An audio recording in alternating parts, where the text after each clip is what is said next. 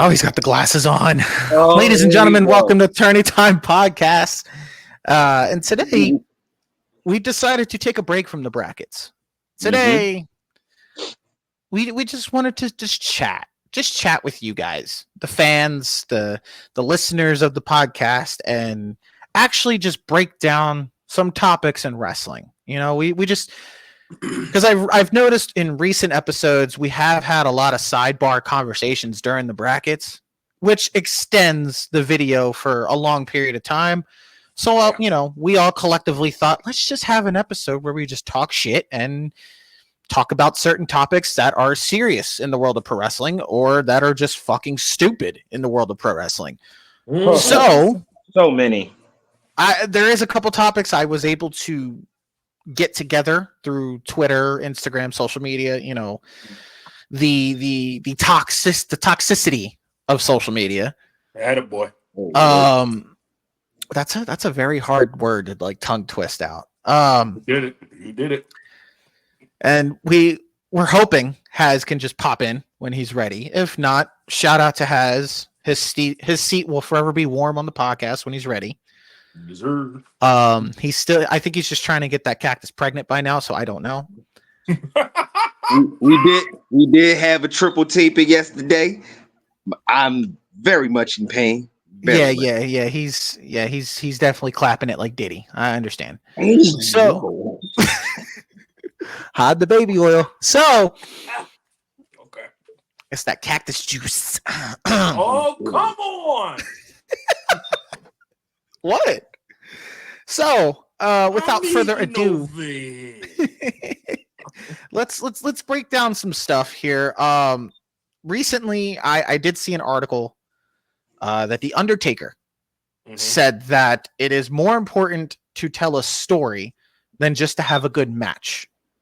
You know, just flips and shit, which seems to be the norm in today's wrestling, where you can just throw on a good match without telling a story because fuck it, flips and shit, it pops the crowd. Okay, what goes on after that?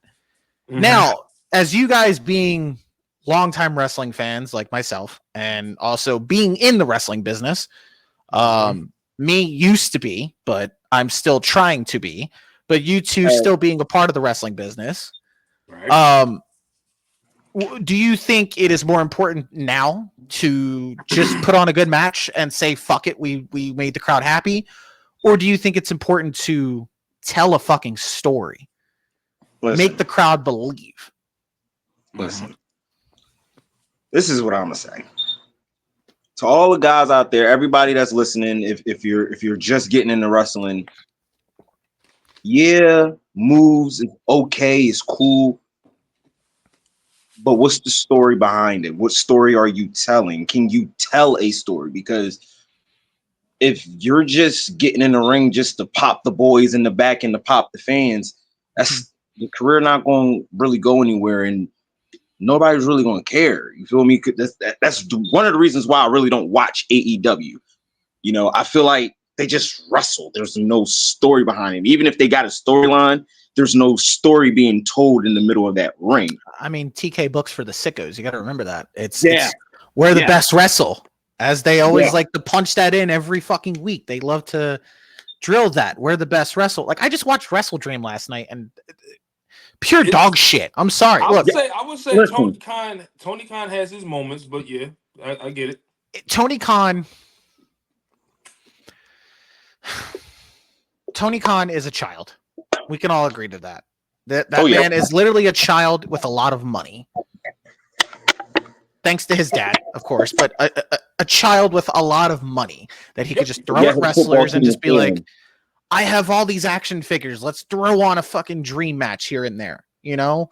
Or let's just throw in a match and hope that the same 2,000 people that draw in the crowd or the same 600,000 viewers every week is going to pop for it.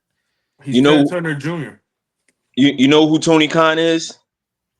Tony Khan is that kid that used to play general manager mode back in the day and always had low ass ratings. Could never get the GM of the Year award.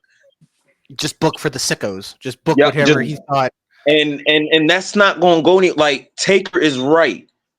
telling a story is important. Case in point,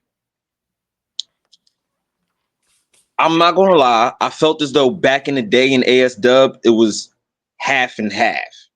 You could look at matches where they're like, oh, they telling the story in the middle of the ring or in the turf before we got the ring. And then you can see others where it's like, oh, they just wrestling. Now, even though it's the last season, now you can see that people are trying to tell that story in that ring. Especially with me coming back, taking the experience that I have from LTW, because that's all we do over there in the LTW. We're a story-based company. We do cinematic matches, all of that. Like, we actually have a cinematic match that's coming up on YouTube, October 30th, Slaughterhouse match. Look out for that, y'all. But anyway, you want to tell that story, because if you just sitting back and you just see suplexes and all that going off, it's going to be like, okay, but what's the point? Right. What's going on? Like, how you going to get to doing your finisher? How you going to set that up? People just think, oh, well, I'm going to just come out of nowhere and hit it. No. That's where the problem lies too. Because it's this is what I was talking about when everybody was hyping up, oh, Ricochet's in AEW now. We're going to finally see Ricochet and Ospreay, yada, yada. They literally gave you the same exact match that they did in New Japan. Exactly. And people wanted to shout out, it's storytelling. It's long-term story. Do you learn the definition of long-term storytelling before you use it? It's not long-term if the match that they did was fucking almost 10 years ago. Yeah. And they did the same thing last night at Wrestle Dream, the same exact sequence. And it's like, okay, cool. They're former rivals from Japan 10 years ago. They both went on to do different things. They come back and finally meet together, and it's like, what's the story? Right. We wrestled before? Cool. So did half the fucking roster. So did all of WWE and AEW. They've wrestled together at some point in time in their lives. What's the story? And that's where I think this is good. This would be this is actually a good segue going into it. This is why I tend to believe that AEW is slowly turning into the new WCW.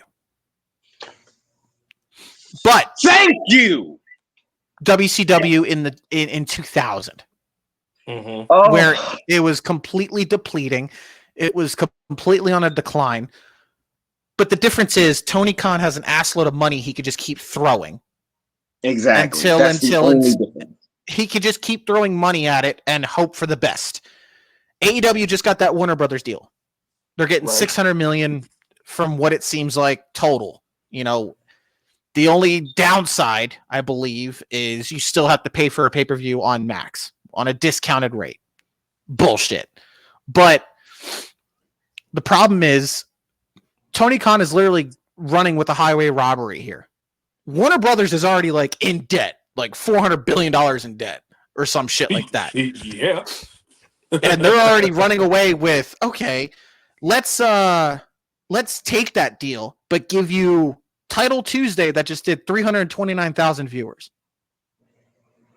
As opposed to NXT, who just did 800 and I believe 95,000 viewers or 70 something.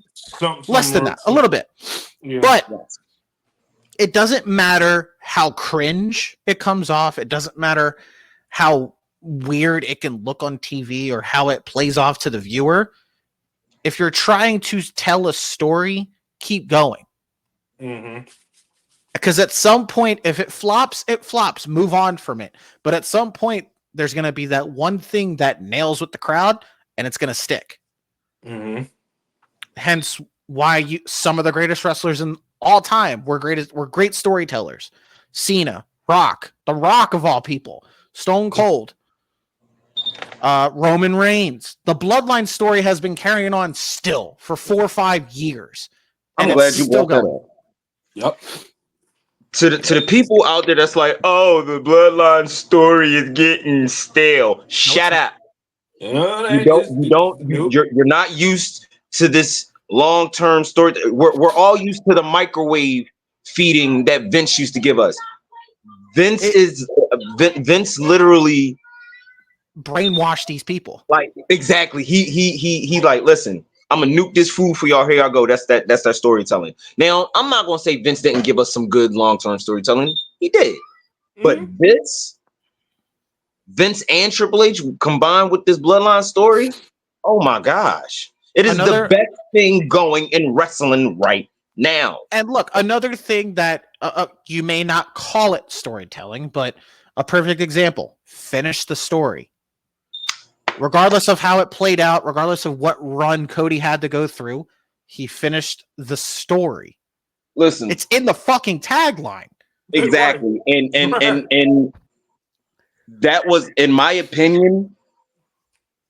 Now, for me, I would have, had Cody lose again at Mania just to get it back at the venue that his daddy tried to win it in, Madison Square Garden, therefore bringing that shit full circle. You were in line with a lot of people saying that. I get that. I think Bully Ray said that on Busted Open. But either way, whether he won it at Mania or won it in Madison Square Garden, you could tell from when he won the 2023 Royal Rumble to the WrestleMania 39 matchup to everything he went through within that year to the 2024, you could tell he was telling that story that I got to get back to where I was when I won that Royal Rumble. Like he said, he wasn't flinching. But you also got to take into consideration this is WWE's formula. Yes. Every story either begins and ends at Mania, or it begins at some random point and it ends at Mania. Yes. Like that's been WWE's formula for decades. I think it gets like repetitive to a point where we can all sit here and be like, all right, well, somebody's going to win the title at Mania. Somebody's going to win such and such at Mania. But to WWE's credit, like we said, with Cody losing at Mania, was like, okay, if he'd have won it right then and then it's like, okay, so how much of a story was there to tell? There wasn't that much of a story. He had to go through. They didn't want to call it because they were a lot of people shitting on it, but the adversity, the feud with Brock, the 1 week tag titles with Jey Uso, and the feud with Judgment Day going into War Games. All of a sudden, going into the Rumble, or that mini feud he had with Nakamura, going into the Rumble, winning it again, and then feuding with, then The Rock coming back, and that got involved into it. And I think that's what really helped with that story, is with The Rock. The Rock came in and was like, these people actually love Cody. And that's another thing that I want to talk about too, but go ahead, yeah. These people love Cody. Right. Granted, the planned matchup was Roman Rock, WrestleMania 40. The end-all, be-all, Philadelphia. Okay. Right. That's not what we wanted. Right. Granted, it could be what you guys probably wanted, but that's not what I wanted. I did. I'm not gonna lie. I definitely wanted to see Roman and Rock. But once Cody won the Royal Rumble, I already knew it wasn't gonna happen. But once The Rock was like, I want to sit at the head of the table, I'm like, yeah, it's about time. This is where I'm chiming in on that, because with Roman and Rock, I felt like it was better suited for an area or territory that is familiar with both, and that's why 41 comes into play. Because if you remember, 41 was supposed to be in Minneapolis. Supposed to be. But then The Rock, of course, comes back in. Vegas is Vegas. It's one of the known cities that The Rock's famous in. And what better way to draw in money and draw in a bigger crowd than Las Vegas? The Rock's smart. He played that out. He knew Cody was going to finish the story. So The Rock's like, okay, I'll get Roman next year in Vegas. And that will be my final send-off for good. Yeah. He could play a backstage role in TKO. He can do whatever, but that'll be the passing of the torch moment finally to Roman. And Roman can sit there and finally say he's the head of the table. And that's the thing, because and a lot of people, especially, and I'm gonna say it right here, Dave LaGreca is a fucking mark. I'm gonna say this right here, right now. As much as I love Busted Open, and I get the fact that Dave LaGreca is a complete fan of the business and he respects the business, I get that. Right. But for him to sit here and say that The Rock bullied his way into WrestleMania, fuck no. Dog. That's Yo. farthest. That's Okay. the farthest thing that I've ever heard coming from The Rock himself. Like, he knows the business. Like, he actually sits and watches the business. How can you sit here and say that a man that is the biggest star in Hollywood can just bully? First of all, no. Triple H and The Rock sat down and said, okay, y'all going in this direction? Okay, cool. Let's do this with a twist. I can still come back, but how can we make Cody Rhodes the biggest babyface leading into WrestleMania? Hence, The Rock coming in. You also have to remember, in that mini documentary that they did, and it was also several, to them, kayfabe confirmations from them. The night Cody won the Rumble, it was still planned to be Roman Rock at Mania 40. Right. However, I guess things shifted when Cody, quote unquote, gave the opportunity to The Rock, and we were going to technically get Cody Seth, which I would have never liked in the first place. It wouldn't sit right with me. That would not sit right for Cody to just try to finish the story with Roman, only to beat Seth. Okay. Right. Because if you think about it, what would that do for Seth? Seth would be sitting there knowing he can't beat Cody Rhodes. Because Cody was already up. That's true. That is Cody true. was already up 3-0. Yep. He takes the world title off someone who literally broke his body for that title. Literally. Literally. Worked 45 minutes night one, only to wrestle Drew 10 more minutes with a broken fucking leg or a torn knee, which I still think Seth was the MVP of WrestleMania. Everybody can fucking fight me. But he was. All that Seth went through just to lose to Cody, it would make Cody look like a heel. Yep. It would have the fans turn on Cody, which granted fans are doing now because they're thinking that Cody. About to say that. The title reign is stale. It's boring. And plus Roman's back. What a lot of people were afraid of was like, all right, once he finished the story, now what? What's going to be the story? And that was my whole thing too. And I ain't going to hold. The night that the tag match was set up for Bad Blood, I ain't like how it was set up because Cody literally was like, I'm done with the bloodline. That's Roman's problem. And you came out there to be petty, all because Roman said, this is my show. This is my WWE. You came out just to be petty, be like, not anymore. I was about to say, but it goes back to the storytelling we was talking about. Yeah. Because, Cody was saying, I'm going to take everything from you. He said that at Mania 39. He said Roman, yes. Everything. And it played out to what Cody was saying. However, was backfiring against Cody is that he's living up to what a champion should be at every show, at every appearance. But when you're a champion, you have the luxury, I would say, to say, okay, all right, I'm the champ, but I don't have to be here. Right. I can still be active, but I can be active in other aspects. But go ahead. It's just showing that Cody is being that guy. Mm-hmm. Cody is, again, to prove what you were saying. Yes, it's backfiring on Cody, but at the same time, it's proving Cody right in a sense because Cody is being the guy that Roman didn't be for the past 3 or 4 years as champ. Right.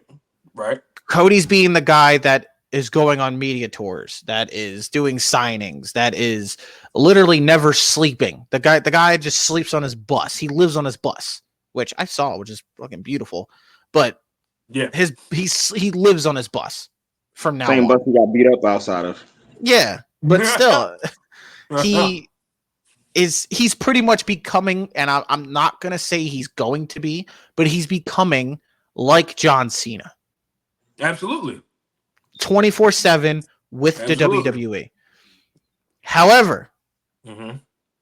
with him being the whole petty thing, and I love the fact that they did touch up on that back in WrestleMania 39, where Cody said, "You will be a tribe. You will be a chief without a tribe. You will lose your bloodline. You'll lose Solo. You'll lose Paul Heyman. You'll lose, Jimmy. They'll be gone. Jay, gone." Right. They touched up on that before Bad Blood, and I fucking loved it. Right. Because Cody sat there and told him, "You're not the guy anymore. I am. Solo's the new tribal chief," even though it should be Jacob. It should be, in my opinion, it should be Jacob Fatu. But Solo is the new tribal chief. But yeah, I do not acknowledge him. But this goes back to storytelling.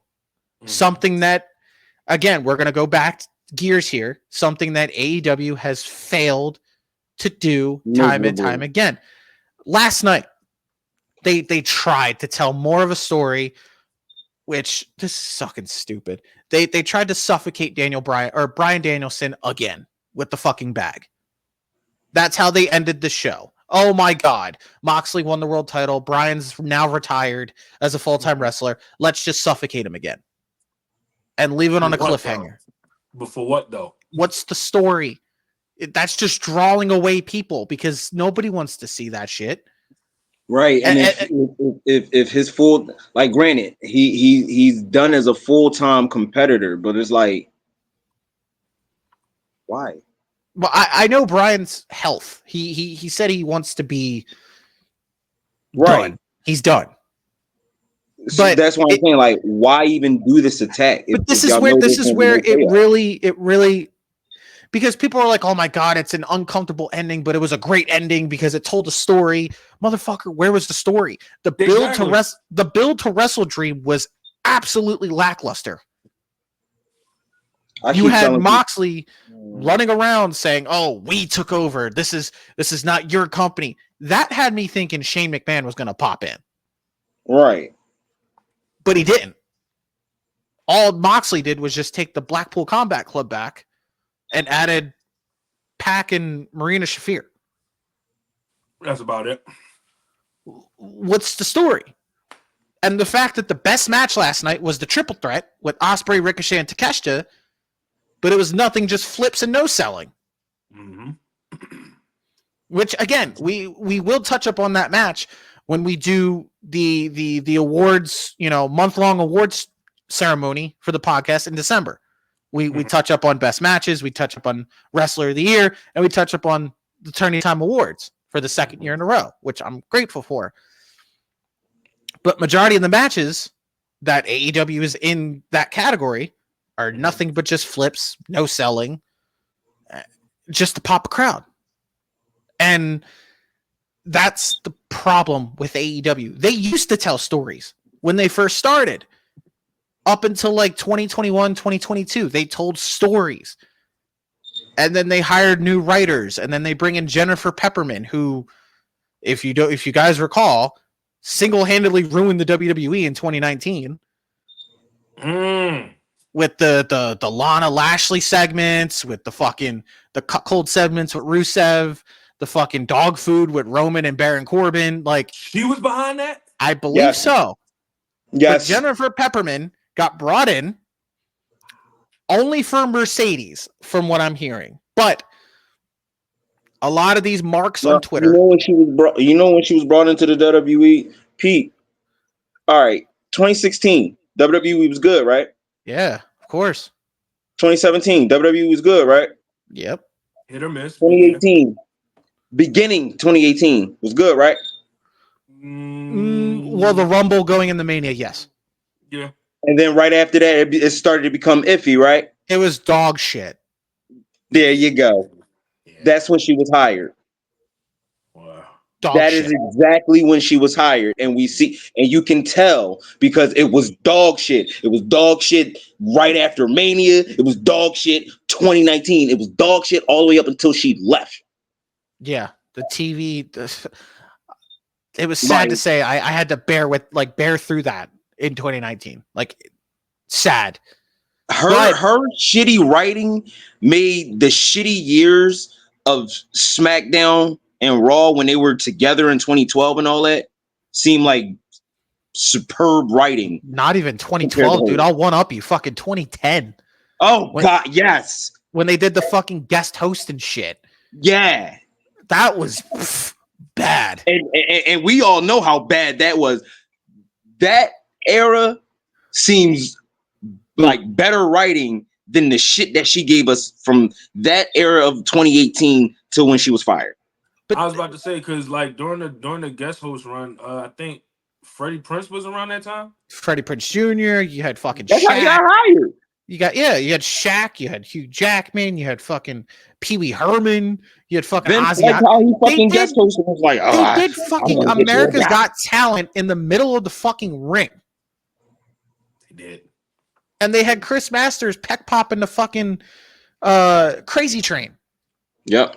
No, I ain't gonna lie. They had me when they had Bob Barker. Yes. Betty White. I'm not gonna lie. Bob Barker had me. I popped for him with the Chris Jericho segment. I popped for him. That one. It was another guest host that was. It was. I think the rest of them was kind of shitty, but Cedric was pretty funny. I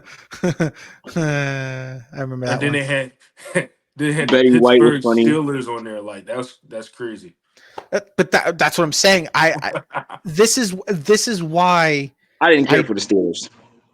With AEW, you saw they just got like Jimmy Jacobs just left. Yeah. And everyone's blaming Jimmy Jacobs for the poor storytelling and the poor story writing. And someone leaked out a thread, and they were like, "Oh, this was from an AEW worker or something like that." I don't recall where it was from or who it was from. It was an anonymous source, but they were saying Jimmy Jacobs knew nothing. He didn't even know who Okada was, and he didn't want to bring him in. And I'm like, Jimmy Jacobs talked about independent wrestling in 2019 while with the WWE. How the fuck would he not know who Okada is? You see the face I'm making. Like, who? What? Who the fuck? That's like Dave Meltzer on a McMahon documentary on Netflix was like, yeah, they didn't have 93,000 fans. They only had 78,000. Oh, really? That's what I suspect they had. Nigga, no. Oh, really? That's what they actually had, Dave. Stop second. Oh my gosh. And that's the thing. Meltzer's a whole different topic I will love to touch on later because he's a fucking walking piece of nutsack. But with Jimmy Jacobs leaving, that's part of the problem. Everything is great over in AEW. The storytelling is great. The story writing is great. The matches are great. Look, AEW can shit out a great match. I can agree to that. They can put on a great match. Any card you have on a pay-per-view or in a Dynamite and you have that one marquee match, okay, you can shit it out. That's great. Right. What's the story? Exactly. Sell me. Okay? Sell me why I want to watch fucking Will Ospreay versus big name, think. MJF. Give me Will Ospreay versus MJF. Okay, I was going to say Samoa Joe, but MJF. Sure, Samoa Joe. Sell me why you should give me Ospreay and Samoa Joe. Sell me why I should watch this. That's why, like, with this whole thing with Moxley and his whole crew, they're like, oh my God, it's going to be pure baby faces. The baby faces you had were fucking Darby Allin, Jeff Jarrett, Daniel Garcia, Orange Cassidy. I'm sorry. What? And that's another thing that really irked me about the storytelling thing. They gave Sting a beautiful send-off. Beautiful. The story leading up to it, the promos that he had, beautiful. That's how you told a story. That was great. Building the revolution, that was fucking beautiful. What the fuck did you do to Brian? Huh? Just for him to pop the fuck back up? Well, at All In, that's just for a pop. But like the story you had going into it and giving him that beautiful send-off at Greensboro. Right. Perfect. Right. What the fuck did you do to Brian? I pretty much just killed him off. And this is what pisses me off even more. You took the title off of Swerve for what?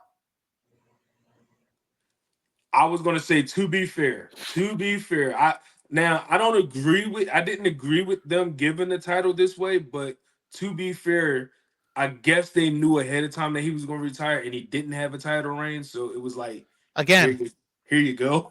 Like, you literally gave him a month and a half title reign just to make Moxley a four-time AEW champion. And you're trusting Moxley at this stage in his career right now to carry the company in the state that it's in? No. You know, the same motherfucker that said he was about to walk on WWE TV with the AEW title? Yeah, okay. Yeah, okay. I'm sorry, like, there is lack of storytelling. And I have added Alundra Blaze. Which... No, that...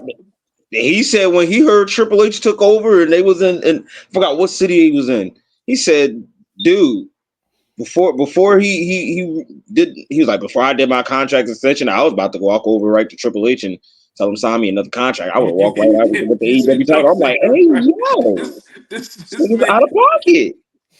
He straight there. I would have signed the whole contract and walked out with the AEW title. I'm like, dog, that's diabolical. Why didn't you do it?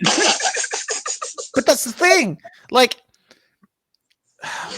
okay, this brings me up to another point that we're going to segue. Weird segue, but this does make sense with AEW and the state that it's in is the toxic fan base between AEW and look, WWE fan base. I get it. But how is it every time AEW thinks they did something and everyone's dick riding it to the point they get called out on it and immediately they go, oh, but if WWE did it, it would be fantastic. But if WWE did it, no, motherfucker. Look, times have changed. WWE is not the same as it was in the Attitude Era or Ruthless Aggression Era. Whatever you saw back then was in Vince's sick mind. Yup. Granted, we enjoyed it as kids because, you know, we ain't know no damn better. We didn't know better. And if we watch it back now, some of the segments were like questionable. Risque. But if you look at it now, why do you think WWE is so hot? And why do you think WWE is on fucking fire right now? Which, granted, it will come to a down period. I know it will. But it's on fire right now. Oh, yeah. AEW, you could fucking take a shit in the middle of the ring and everybody be like, oh my God, this is a fucking story. You see all the flies around it? It's fucking great. Like, no. Like, I'm sorry. I would rather watch back the Hell in a Cell match with Punk and Drew because it gave you the actual feeling of Hell in a Cell again. Yes. Over someone getting a needle stuck through his chin or his cheek. And I'm glad we on this topic because somebody really try to point that shit out on Twitter. So about, oh, Punk hit Drew in the head with the toolbox, but if this was AEW, everybody. But no. That's the thing. That's the thing. Someone brought that up, so we're like, oh, Punk hit Drew with the toolbox. They're pretty much just copying off what Saraya and Jamie Hayter did, and I'm like, no, they're not. Not at all. Not even in the slightest. And even if they did it better. This is what I need. WWE loyalists and AEW shit turds. That's what I'm going to call them. AEW shit turds. I need both people to understand something. This is wrestling. Yes. As wrestlers, we steal from each other. It's going to fucking happen. Nothing is original. Get over it. Like, exactly. Nothing's original. Get over it. Y'all think the spear belongs to Roman Reigns or Bobby Lashley? No. Like, come on. You think the Rock Bottom belonged to the Rock? No. Yeah, and the super kick is the most played out move in all of wrestling now. Like, come on. Yeah. To a point where now you have to add Canadian destroyers and fucking Poison Ron is now as. And they watered those down too. Watered the fuck down.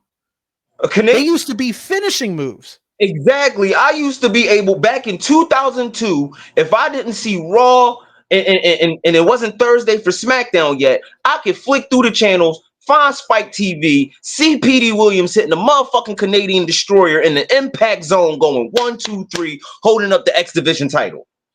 Now motherfuckers want to hit that, both AEW and WWE. They want to hit the Canadian Destroyer and it's just 1, 2.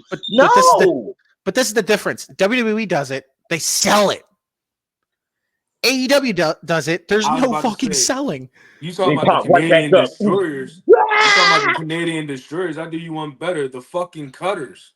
Yes, dude. Like it makes me glad that no one no sells the RKO or even tries to. But even with the Cody Cutter, they sell. And I think that's the problem with AEW. Ospreay has the Ospreay Cutter, which Cody took it from. Cool. People sell it. But then you hit a normal cutter, you get right back up and hit a fucking clothesline. The fuck? Right. That famous Bullet Club RKO party where everybody was hitting RKO. Yeah. Adam literally was acting like he was Randy Orton, was about to hit it, and then he get hit with an RKO, and it's just like they made it into a joke. And it was like, this is why I get the AEW fan base. I get why they get so hateful and toxic because there's levels to this shit. There's legit levels. And this was a great analogy said by Tony Khan himself.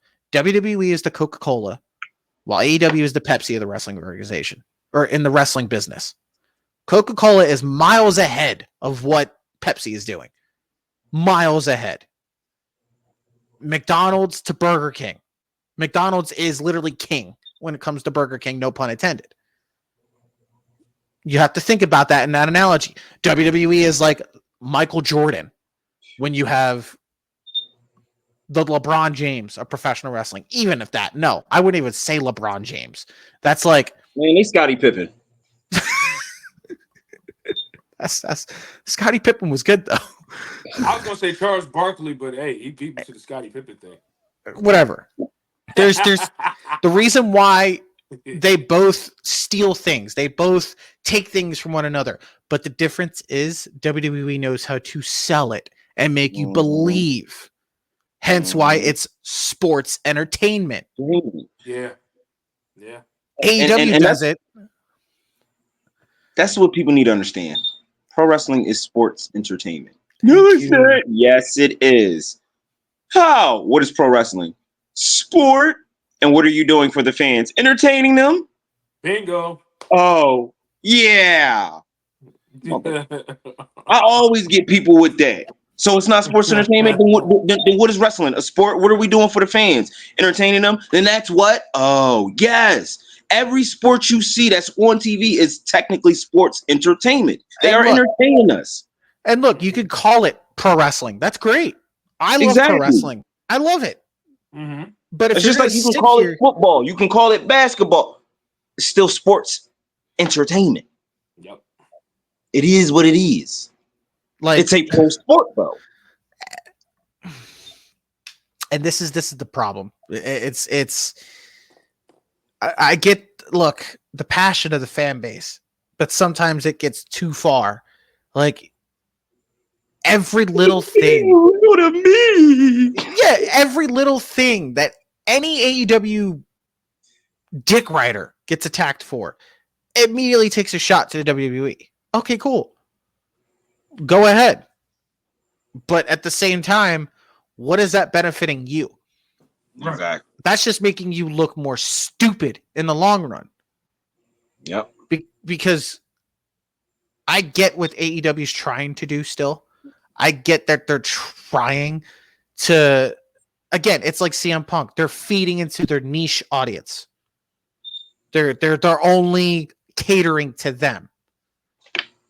It's literally a glorified indie promotion. Listen, the moment he fired Punk, I already knew that spelled doom. Decline. I said it when AEW first came out. It was something about them. They I were couldn't good. put my finger on it. Like, it was something about them that I knew that somewhere down the line, I wasn't going to fuck with it. So I was like, you know what? I'm not going to go through this again. I'm just not going to fuck with it. Because I did keep my eye on it, but, like, I kept it bluntly real. Like, they had stories. It was good, but I just wasn't impressed. Right. And now we're at a point where it's like, I knew I was right not to really get into this shit because what the fuck? It's just, granted, the real decline happened when Punk left. Okay. Yep. But even I was before gonna say then, Cody, but that might be, yeah. I mean, Cody was the stepping stone. Mm-hmm. The real nail in the coffin is when Punk left, the biggest star in your company. Mm-hmm. Because y'all they had some, they could do okay with Cody leaving because Punk came in. They had Punk. That was their draw. And right, y'all made Punk regret signing to y'all over going back to the WWE, so much so that once he was fired and motherfucker signed right back and was like, you know what? I might as well make amends. Let's do it. Mind you, Punk was the one that said he wanted to go back a little bit after he was fired. Mm-hmm. He was trying to make amends then. He just, Shit, I think he was trying to make amends when he was suspended. That too. Like, so that should have been like a little. If I was Tony Khan, I would have been like, all right, tell me what I got to do. You need to get your EVPs in check. Got you. Like, I'm not gonna say kiss his ass, but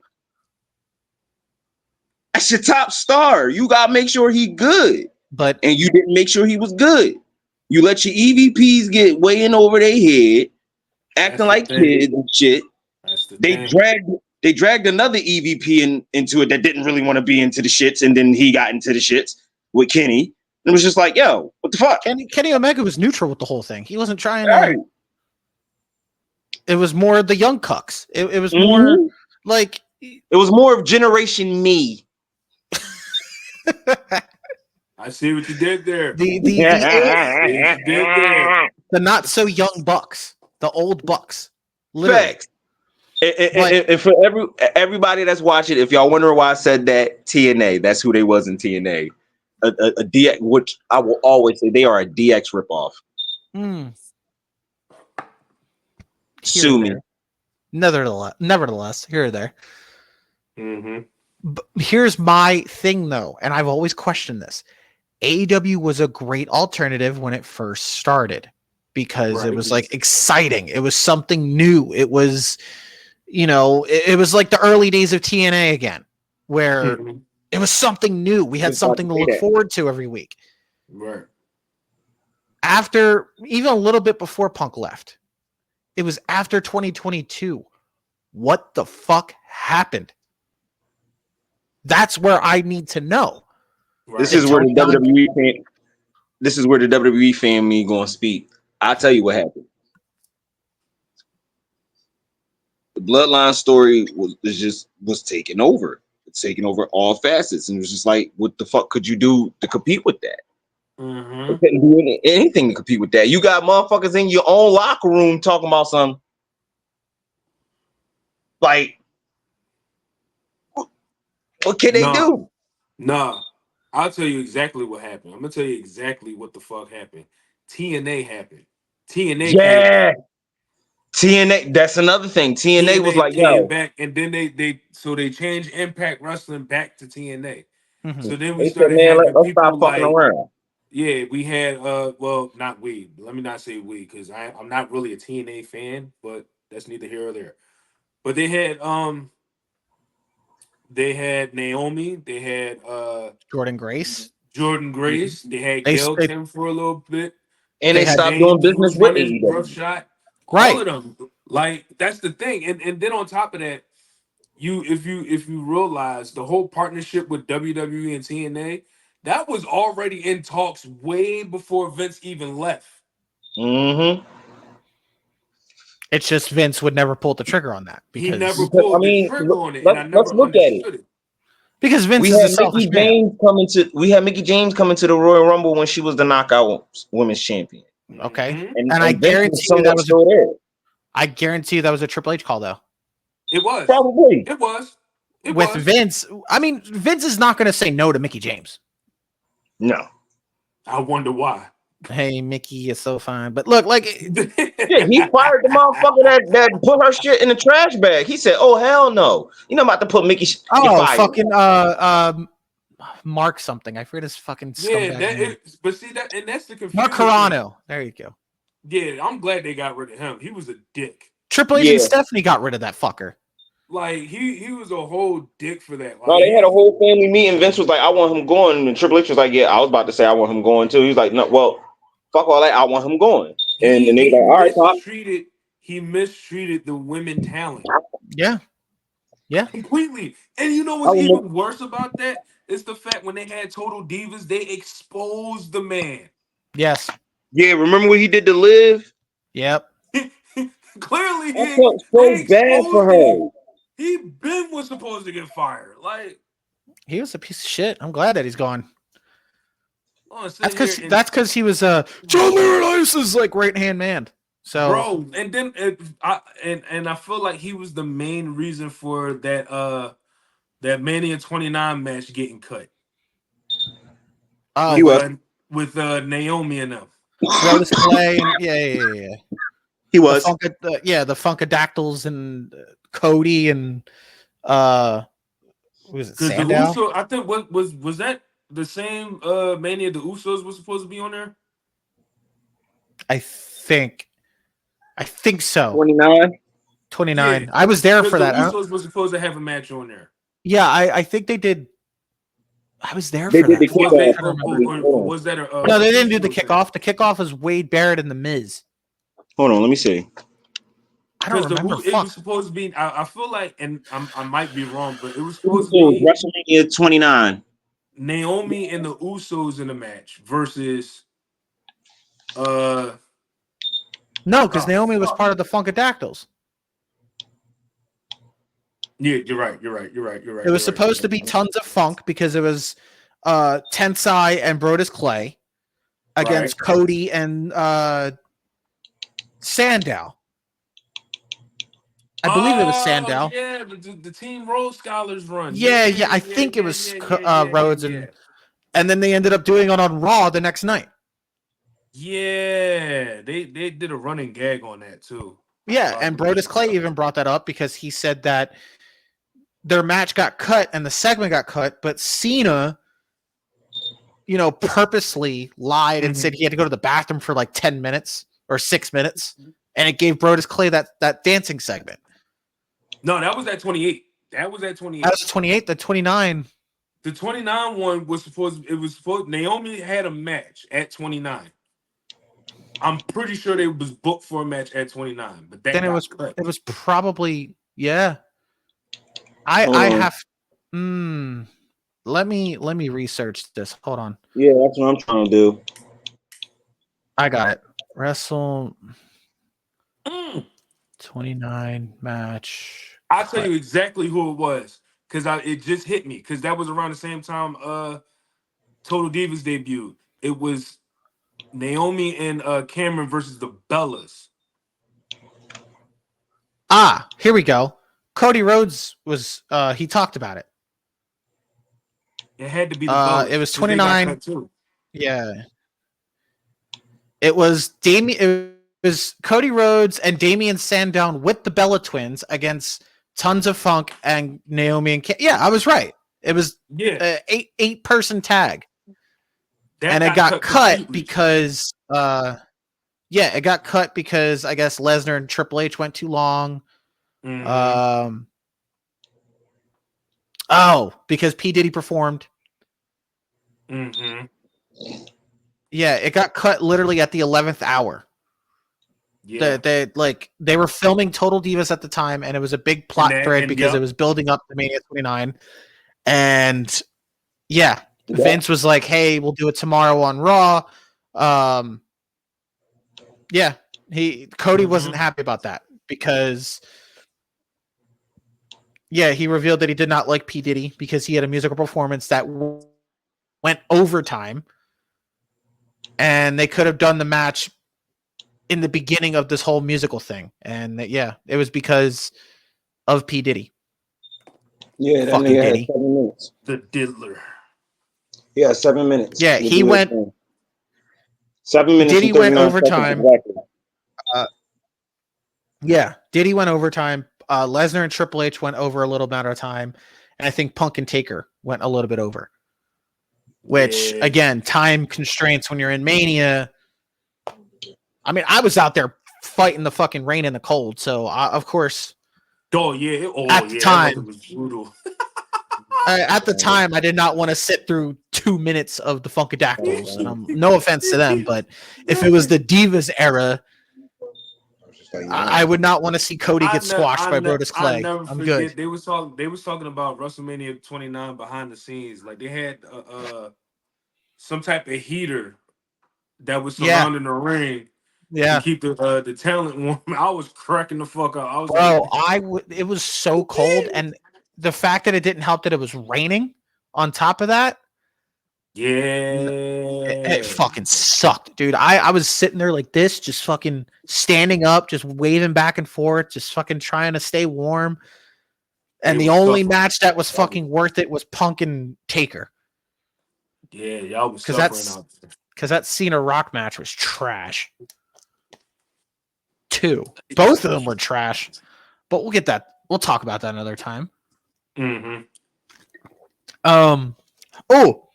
Speaking of Diddy. Actually not speaking of Diddy. I'm sorry.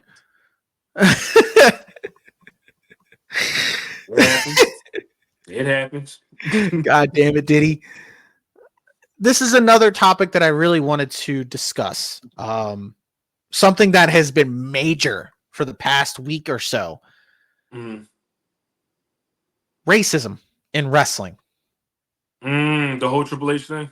The whole Triple H thing. And this is another thing that I wanted to touch on the fan bases on. Everyone's attacking Triple H for also what he said at his press conference, where he says he doesn't see color, which people were like, oh, that's such a racist thing to say. It's not.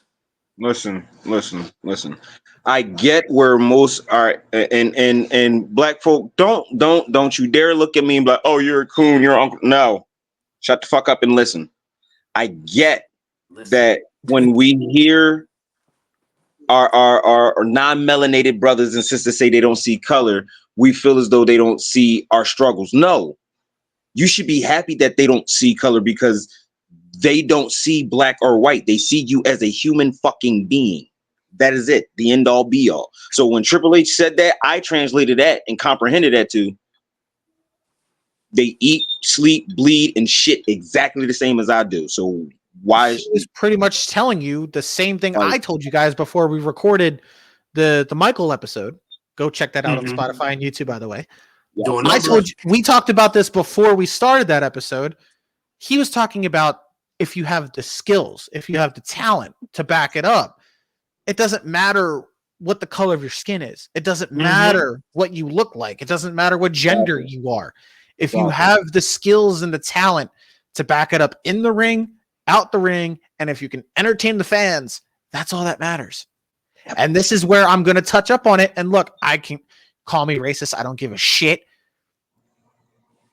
I'm going to point this directly at Swerve because people are like, oh my God, TK pushed the agenda because he really showed support for the black community because Swerve was the world champion. Okay. What did Swerve do as world champion? What needle did he move? What were the ratings on that? One fucking noodle. None. Damn thing. What did he do? He didn't make me want to outside of the match with Danielson and Ospreay. What the fuck did he do? Nothing. I'm not saying, okay, he failed as a world champion because he was black. No, He failed as a world champion because he wasn't a good world champion. He sucked as a world champion. We gonna call a spade a spade. It's not. It ain't like you said. It ain't got shit to do with race. He sucked as a world champion. There's a lot of folks who suck as world champion. And if you want to talk about color and attack WWE for it, okay. First off, Trick Williams is your NXT champion. Ding. Obafemi was your dominant North American champion before he dropped it to Tony D'Angelo. Ding. Kalani Jordan is your North American women's champion. Ding. And Jade and Bianca. Jade and Bianca are your women's tag team champions. Ding. The top storyline in the WWE are all Samoans. The top cash grab for the WWE outside of Cody Rhodes, which is a running gag that he's part of the black community. Outside of Cody Rhodes is Roman Reigns, who is ding ding ding Samoan. Yep. The guy that literally came back is half black and half Samoan. Black, Italian, and Samoan.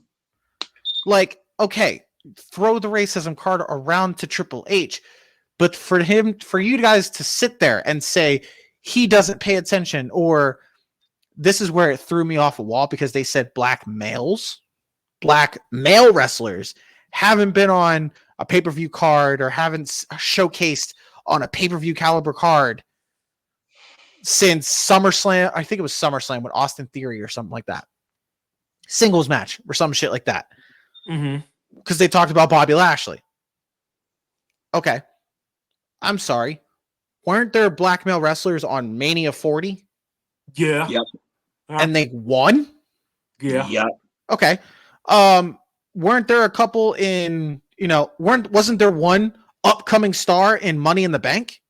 Yep. And stole the show? Yep.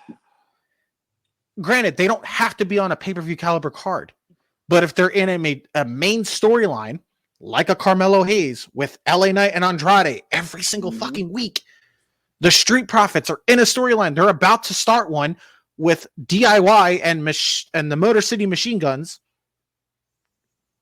Again, where are we failing here? But here's my dig. AEW.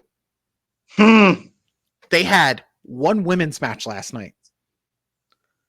You showcased 3 black talent, Ricochet and Private Party.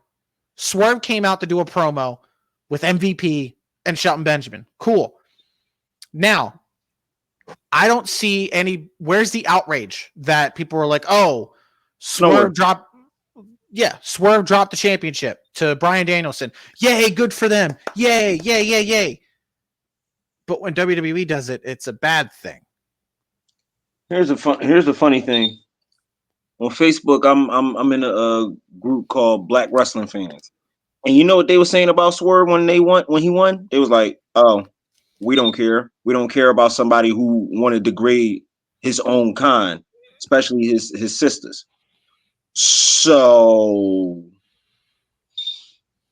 which is funny that he's now coming out and trying to be a representative for.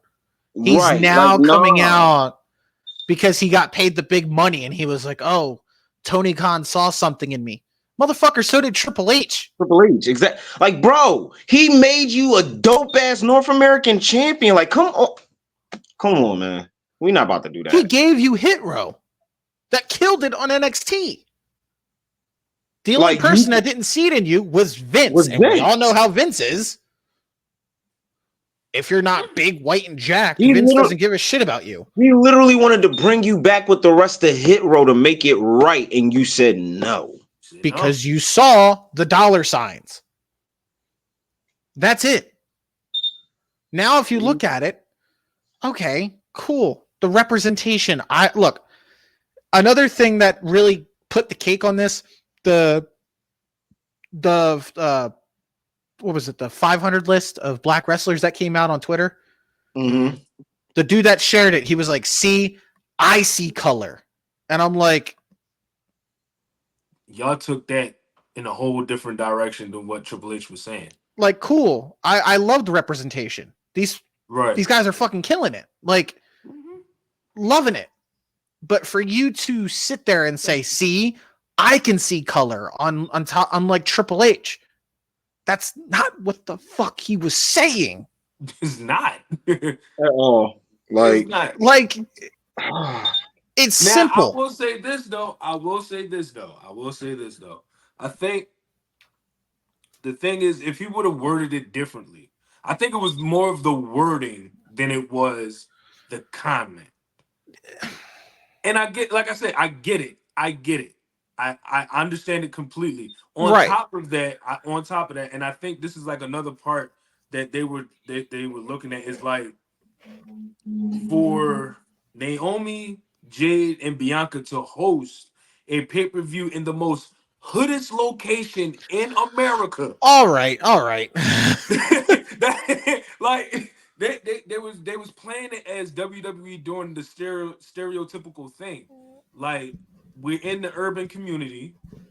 We're gonna have our 3 female talent hosts the pay-per-view for whatever reason. This is up to them. And I think that's how they looked at it. Like, they were saying, "All right, we're in Atlanta, and you know how Atlanta is. Let's have Naomi and Jade and who the hell else all, was they gonna get to host it? Who the fuck else was gonna host it? Carmelo Hayes. That's what. That's it. And like I said, I get why WWE did it. I'm just saying, as far as what the fans are saying. Well, the fans are fucking stupid. Them playing the stereotypical thing, and that's not what WWE was doing. And it cracked me the fuck up because WWE saw that and they were like, "All right, we're gonna give you Bianca and Jade all week this week." Bruh. They worked NXT, they worked Monday Night Raw, and then they worked a tag team match with Chikara and Lash Legend on SmackDown. Yep. And they saw that. And God help me. My head hurts when I'm going to say this. They gave y'all Sexy Red. We're not even talking about that. No, I'm glad you brought up. I'm glad you brought up the match with Jakara and Lash. I'm gonna need some of these fans to really shut the hell up because they let me know day in and day out that they don't know shit about psychology. Jade is the powerhouse. Well, both Bianca and Jade are strong in their own right, but technically Jade is like the powerhouse, right? Good Lord. It would be smart to keep the powerhouse out of the goddamn matchup.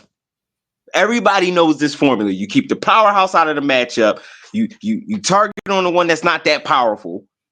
And when they come down to it, that hot tag gonna come in, the powerful one in the match gonna beat everybody the fuck up, and then gonna take it home. That's exactly what the fuck happened. And everybody like, oh, if she don't want to wrestle NXT talent, then why keep her? That's not. And hold up. Another example. Naomi gave you a fucking banger on SmackDown with Nia.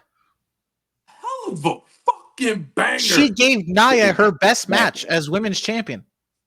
Immaculate. And yet people want to complain. I know that outfit one though. I know that. Horny jail. But at the same time, where's the outrage when Wrestle Dream only had one women's match? Shit. True. And it was with Mariah May and Willow Nightingale. God bless Willow. My God. How was that match? It was actually really fucking good. And the fact that well, you notice since she's got divorced, she's been on a whole nother level now. No, this match actually shit on Willow and Mercedes when they did Double or Nothing. This was actually really fucking good. Okay. Really good. And Willow was definitely good. It was honestly, in my opinion, the second best match of the night. And I'll fight with anybody because they'll probably be like, oh, Jay White and Hangman or fucking Bryan Danielson and John Moxley. First off, that match sucked. I'm sorry. Danielson and Mox, they tried to tell a story. We obviously know they can work together well in the ring. Mm-hmm. I wasn't into it. I just didn't get a connection. I didn't get a connection to it because I knew Danielson was in pain. I knew it was predictable as fuck with Moxley winning the title. We knew the route that they were going. I just didn't like it. I wasn't connected. But with Mariah and Willow, I was like, holy shit, these girls can go. Because it's like, AEW has something here with the women's division. What the fuck are you guys doing? Like, and now they're going to go ahead and ruin it and try to tease Mariah May versus Britt Baker. Please no. And another issue. I'm echoing. Yeah, it's on. Is that you? It's on. It's on. Is your volume up? Is your headphones in? What's going on? Am I echoing? That's gay. Is your volume up? Is your headphones in? What's going on? I'm echoing like Meek Mill. Jesus fucking Christ. Oh God. Am I good now? Yeah, I'm good. No, I still hear it. No, okay, I'm good. There you go. The thing is, oh no, I heard EJ. The fuck, man. Inception type shit. Audio issues. We are very sorry for the technical difficulties yet again. He's out. He's out and come back in. But what I'm saying is, they have something there. They're just not going to capitalize on it because, again, they don't know how to tell stories. They don't. Right. I would say, as far as the women is concerned, the best story they could have did more with was Toni Storm and Mariah May. They could have did more with that a little bit. They could have. I get the whole being under her wing and then leading up to the females Owen Hart thing. Yeah. Like I got all of that. And then when she did the turn, it's like, oh, okay. What else is there? That was honestly the best story that AEW had all year. You know what I'm saying? Exactly. It's sad to say because they were like, oh, Christian Cage did a shit. And I'm like, okay, cool. But Toni Storm and Mariah May was literally your biggest story all year. And they flopped on Adam Copeland coming over. No. I'm sorry, they did. You want to talk about flop? You want to talk about flop? Adam Cole came back last night. Right, I seen that. Why is MJF running from Adam Cole? When Adam Cole was the one that screwed out MJF and brought in the Undisputed Kingdom, which was a total fucking flop. Which another mentioned, where the fuck is Wardlow? And then, like, Adam Cole comes back, goes after MJF, and they were just like, you know what? Let's Men in Black this shit. Bink. Like, forget it all happened. Like, wasn't MJF the biggest babyface all of a month? MJF came back, attacked Adam Cole, and literally said on Dynamite, let's move on. I'm done with it. Here we are again. Now that Adam Cole's back and healthy, we're going to throw him with MJF again? For what? Why? To see how far that can go? Just release Adam of his contract. Let him go back to the WWE. They can't, because Tony Khan's going to add on injury time, and that motherfucker's going to be there years. Penta's gone in a month, but not Ray Phoenix. Ray Phoenix is going to be there until like 2025. The thing is, I feel like Tony Khan is only doing this out of fear because he know that most of his talent either wants to jump ship or they're thinking about going back to WWE.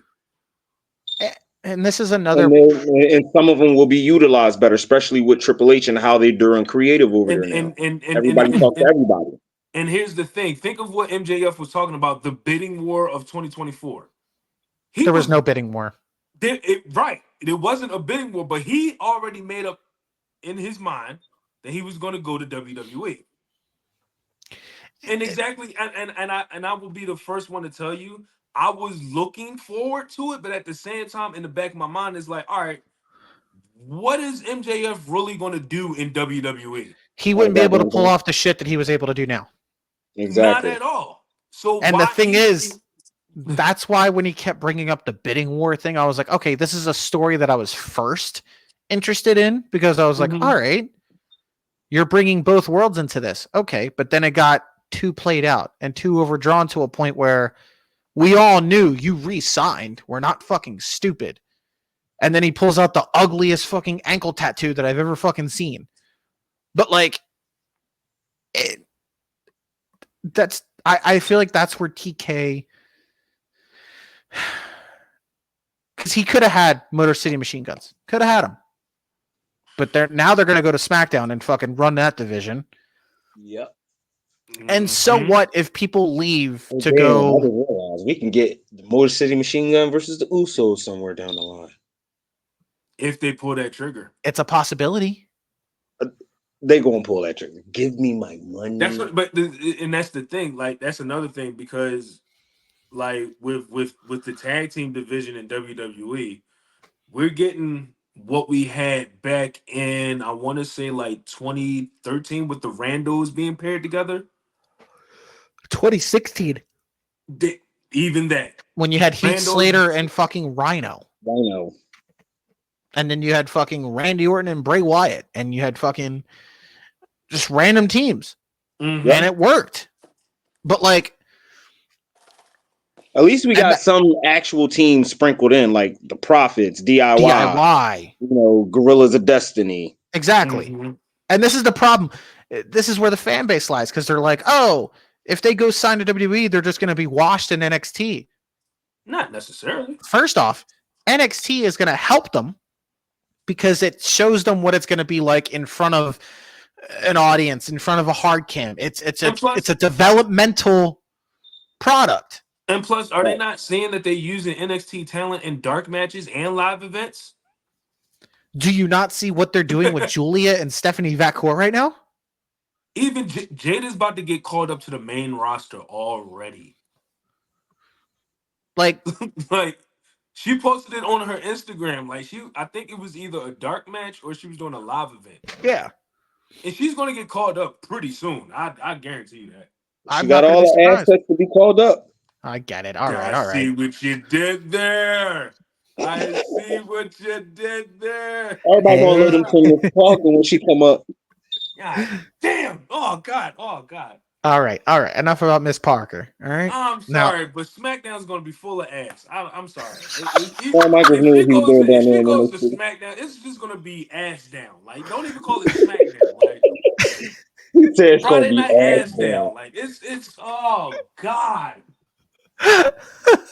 He said, Monday "Don't call it SmackDown, call it ass down." So Friday night ass down goes diabolical. It is. Oh my God, that sounds like some shit you hear at Club Risque. What the fuck? Just saying. Friday night ass down. No Diddy. Thank God, no Diddy. Thank God. That takes Monday Night Raw to a whole new level. Hey, I said Monday Night fucking Raw. I said that take it to several levels. Yo. Who was that? Joining us? He is? Yep. He just walked in the door. He was the one that said no Diddy. Hey. He could talk about his obsession with Naya. Anyway. Oh, he jumping in at the perfect time then. But this is where I enjoy the toxicity sometimes, but at the same time it gets too out of hand. Especially because it's too much. Oh, if they did it, then no one complains. But if we did it, yada yada yada. And it's like, shut the fuck up. Just shut the fuck up. I know this is probably another subject on the list, but I want to quickly touch on it. What always grinds my gears, what I'm gonna need AEW to stop mentioning WWE. They never will. Stop. It's rent free. And that's going to be their problem. Like, and that's why, do y'all remember that meme when AEW first came out that was going around where it was like T and AEW CW? Yeah. Falling into that Hogan TNA era, and like you said earlier, that WCW 2000 era. And to keep mentioning WWE, it's like, why? They don't give two shits about you. What, you think you're going to do what Eric did? Keep poking the bear, and then they're going to be like, all right, we're going to mention you. No. But then when WWE does strike, they complain. Y'all going to bitch, moan, and complain. They complain. They're being mean. They're being mean. No, y'all started this. Y'all wanted to keep mentioning us. Like, they got to stay. Y'all want to be the alternative. Go back to what y'all know. Stop mentioning the rival company. Just be better than them. They're not going to be, though, because the ratings keep plummeting. That's the problem. Exactly. And you have literally an inept owner who's a fucking man-child, a walking man-child. Let us put it to the viewers like this. If this man can't run the motherfucking Jacksonville Jaguars, right? What makes y'all think he's going to be A-okay with AEW? Easy. He has money. Minus the money. Like, yeah, the money's going to keep it afloat, but just running it. Like, the creative ideas to make it be successful. Like, because look at the Jaguars. It's going to be just like the Jaguars. It's going to be around. It's going to be here. But are they really going to be like it? No. Because let's be real. Don't nobody really talk about the motherfucking Jaguars. Fuck the Jaguars. Exactly. That's what Tony Khan is doing with AEW. Warrants in the fucking Jacksonville Cheetahs. Like, they're not even Jaguars. They're Cheetahs. The Jacksonville Leopards. Like, come Jacksonville on. Cougars. No, the Jacksonville Sphinx. That's what the hell they are. Because we see how he running that organization. That's his organization. So yeah, he gonna have the money to keep that shit afloat because he gonna have the money from AEW coming in. And I know I'm not only that, but I got one question to ask. Did anybody talk about the cow bitches yet? We kind of sort of did, but off camera. The cow bitches got their ass ripped apart. Hey, if there's any Cowboys fans watching this, y'all got ass fucked by the fucking Lions. No lube. No lube. Necrophilia challenge. They got their ass clapped like they were at a Diddy party. Waiting to happen.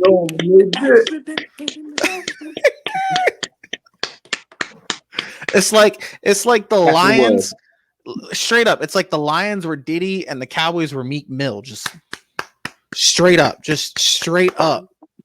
That's all it was. Oh, I'm sorry. I was gonna say the Lions were Diddy and the Cowboys was Cassie.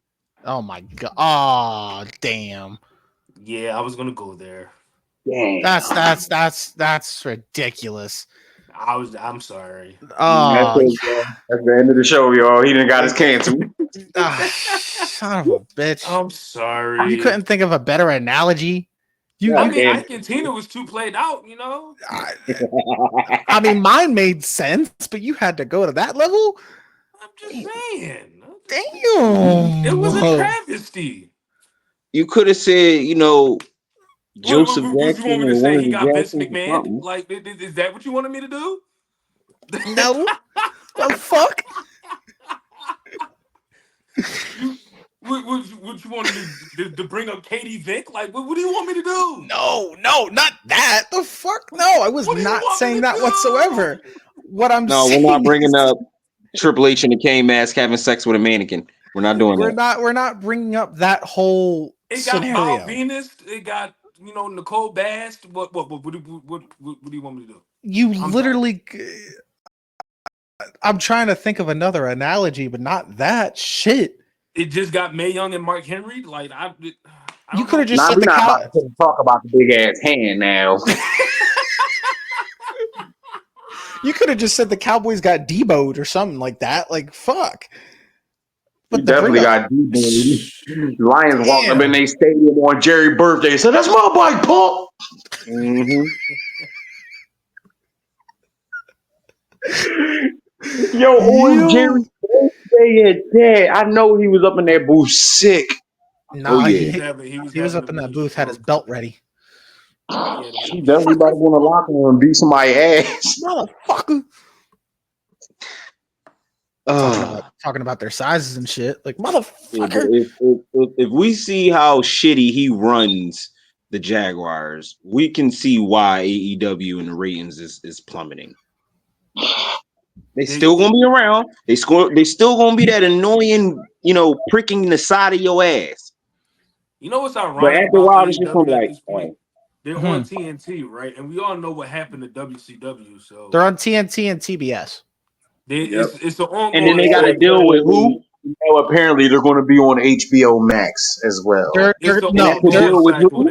The deal with Warner Brothers is that they're going to start streaming on Max. It's going to be a live simulcast on Max in 2025. They're going to do Dynamite and Collision on Max at the same time they're going to be airing on TV. It's it's live at the same time. They're pretty much trying to do what WWE's doing with Netflix, but a whole different path. That's horrible. Another downside to that was they're also going to have their pay-per-views on Max, but late 2025, and you still have to pay for it.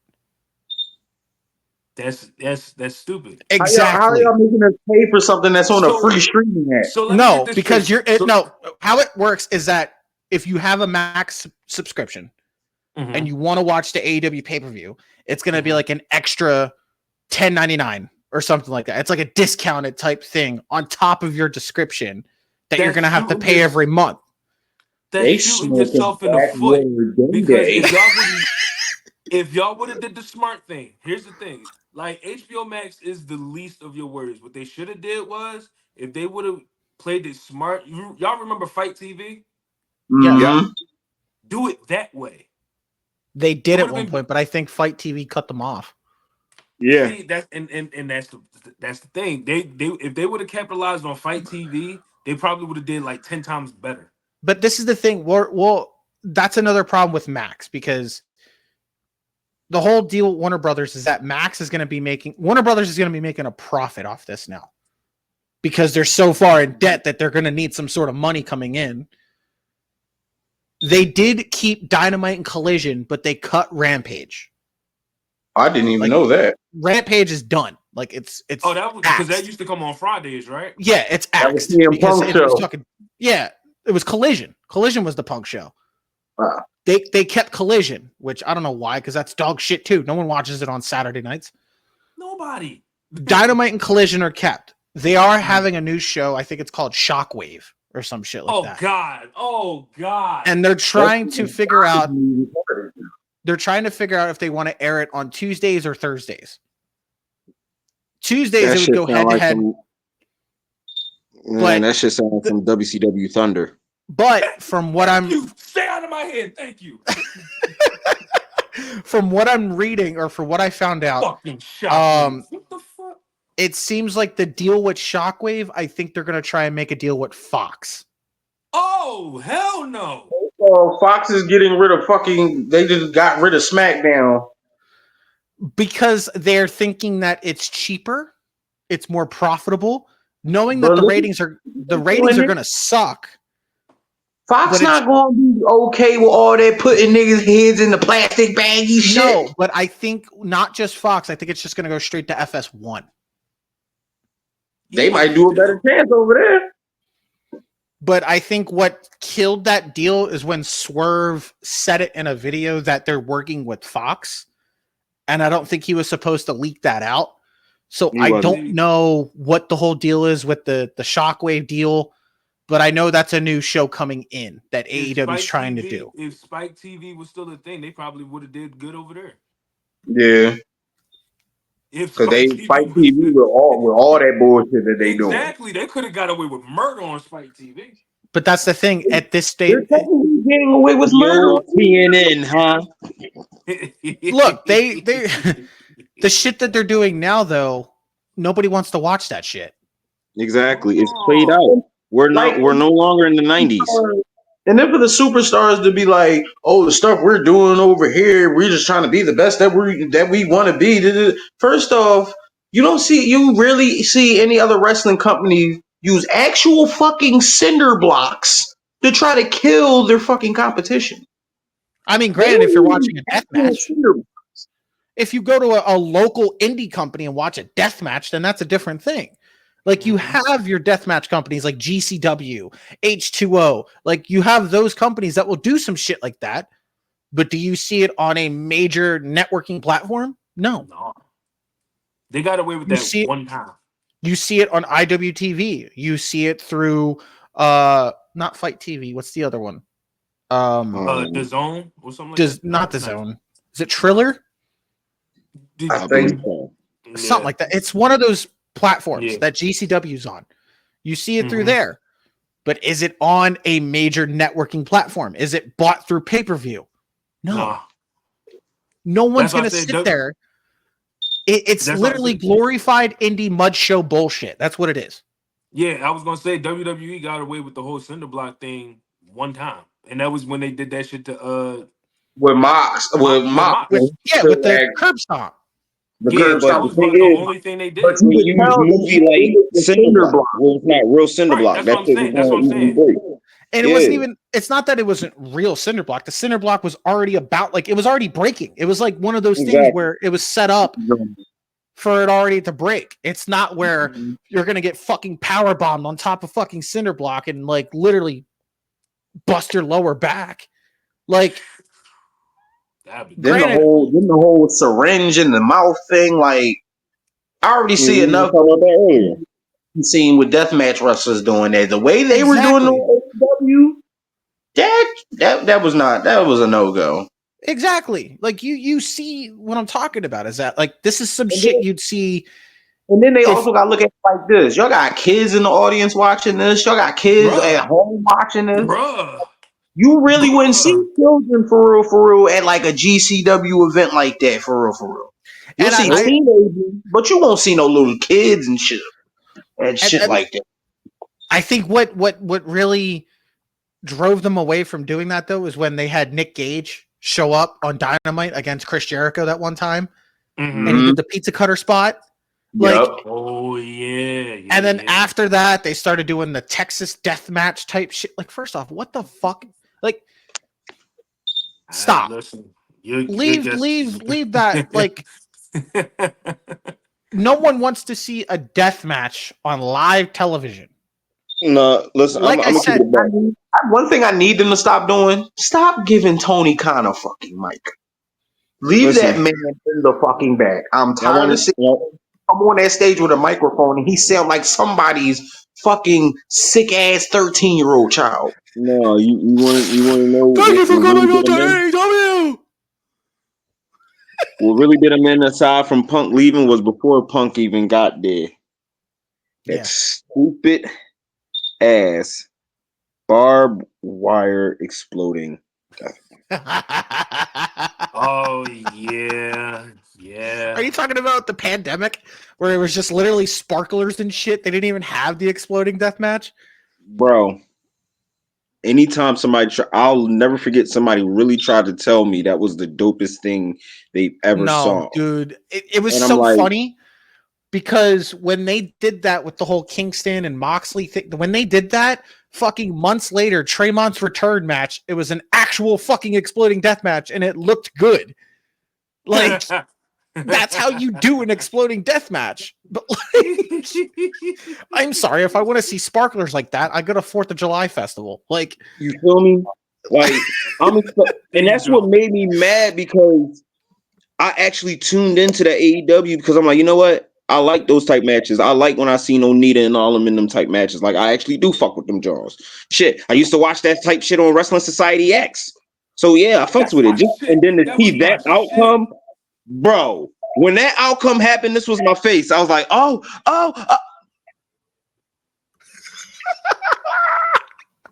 My man got, what was that, a tombstone into the coffin and that shit exploded? No, it was Omega beat Mox and you talking about Wrestling Society X? Yeah, I was talking about. Yeah. Judas Messiah then Tombstone, X-Pac, and the motherfucking John, and that shit blew up. What was his name? Judas Messiah or some shit like that? Yeah. That was my fucking guy. But again, you could do the match if it's done right. That's the problem. Yeah. And correct me if I'm wrong. That lights out steel cage match that they did, was that actually really a lights out steel cage match? Nah. No. Because I still saw light. And they tried to have those UV lights on top of the cages to make it brighter. But isn't a lights out match supposed to be where you black out the crowd? At some capacity? Like you still see light, but you... I ain't gonna hold. I thought that back in the day when Shane McMahon and The Rock had a lights out match. I was like, so they're gonna turn the lights out. I was just about and to then bring that up. and I found out that it meant knockout. A lights out match. What the? Oh, okay. Okay. But see, I've only if you got you, but to your argument, if you got UV lights on top of the John, then y'all literally going with the literal term of lights out. But so you're right. Why They I got meant the fucking lights knockout. on? Well, no, because you meant knockout and Swerve was knocked out in the match. So, okay, case in point. Another thing of storytelling. You have Swerve drop the title just to go fucking back to feud with Hangman. Okay. That was dumb. That was stupid. They literally bought out a house just to burn it down. Literally. Only for it to not hit 700,000 viewers. Like, that was another thing that pissed me off. It's like, all right, you guys are really trying to do something with Swerve here. You make him drop the title to Danielson because you want Danielson to have that moment. Mm-hmm. And he goes back to feuding with Hangman. And now what? He's going to be in a potential feud with MVP. And that boy, Shelton.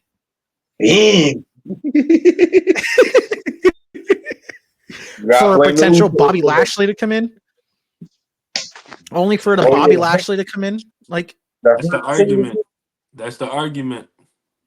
That's the Hurt Syndicate. The Hurt Syndicate. Okay. You're going to have Lashley versus Swerve. Wow. Take my money. It's fucking 2024. Granted, Lashley left WWE because he didn't like the way he was being booked. Can't blame him. Okay. Yeah, you can't because you tried to do something with Lashley and the Street Profits. I get it. It didn't work. And then Lashley got hurt and nothing. There was nothing for Lashley. Right. And Lashley came out. Oh, what the fuck? Inception. And then Lashley came out and said that. No Diddy. Lashley came out and said that he liked being booked better under Vince than Triple H. He don't know any better. You like bending over showing your ass to the crowd? Like, no, we're gonna talk about that. You got Leo Rush back in AEW. Okay, cool. Is he gonna go Lashley? Lashley. Like, is that what we're gonna talk about? Like, Bobby Lashley. But that's the thing. Like, I don't understand where they're going with anything in AEW. You have Bobby Lashley, who's supposedly coming in. You have a cliffhanger with Mox from the follow-up of what he did to Danielson. Mm-hmm. Mariah May is supposedly going to be feuding with Britt Baker. And now another thing that pisses me off, you have Mercedes Moné going to be feuding with Chris Statlander, who I thought was a fucking heel. Let's and not now forget the way she beat Willow Nightingale as a heel. She was paired with Stokely. And now her and Stokely are done. And now her new thing is Born Again Kristen.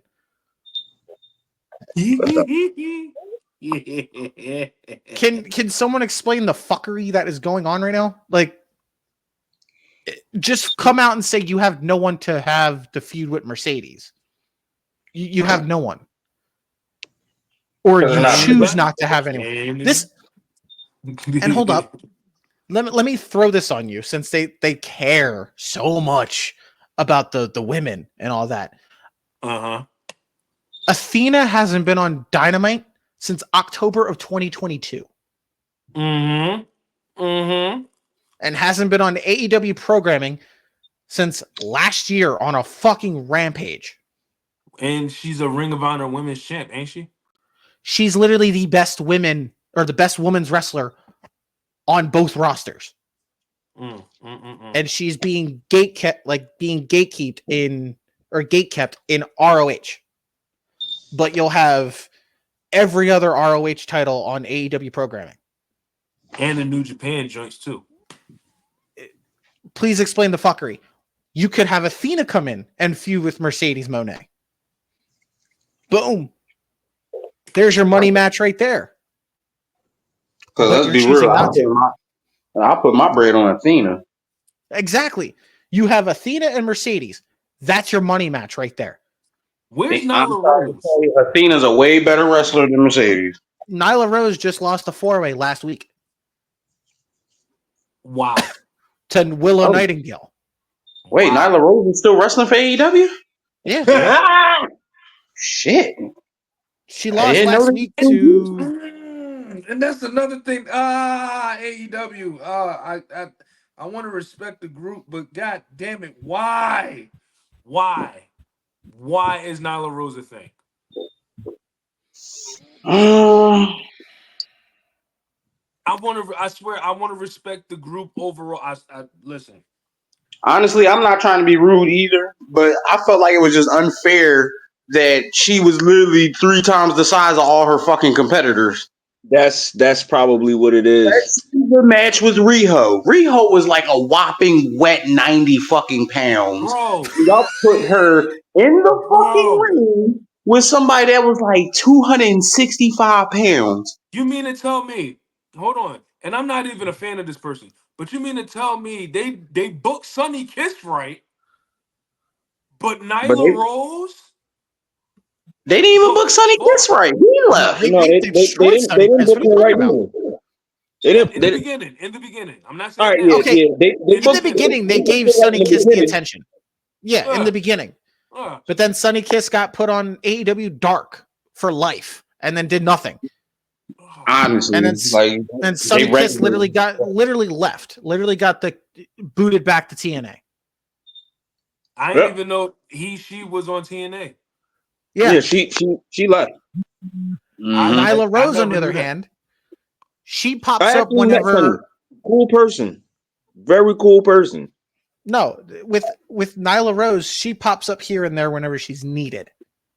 Mm-hmm. Yeah, like Mariah May, she won the women's title. Her first feud was her first title.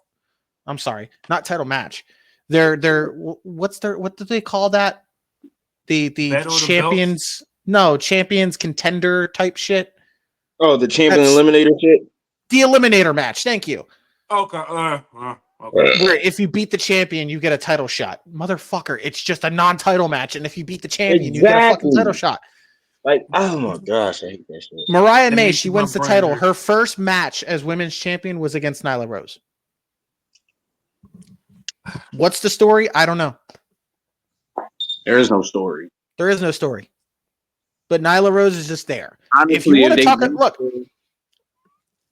Honestly, if they wanted to do something, they should have kept the feud with Tony going for one more pay-per-view. That's what EJ said earlier. Like they show us a Tony Storm redemption story.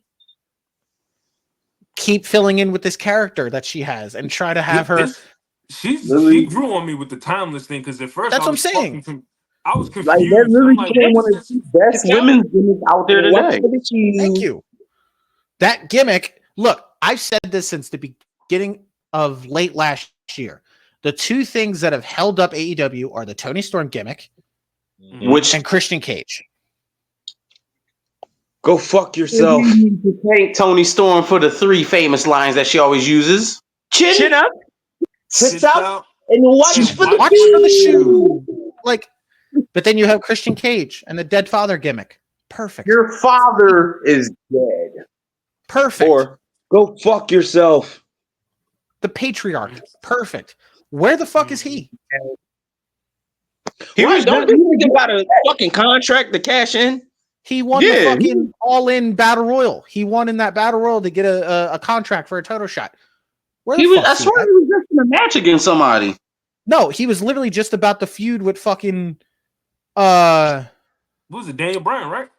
It's Bryan Danielson, yes. And then Mox and them stepped in. Yeah.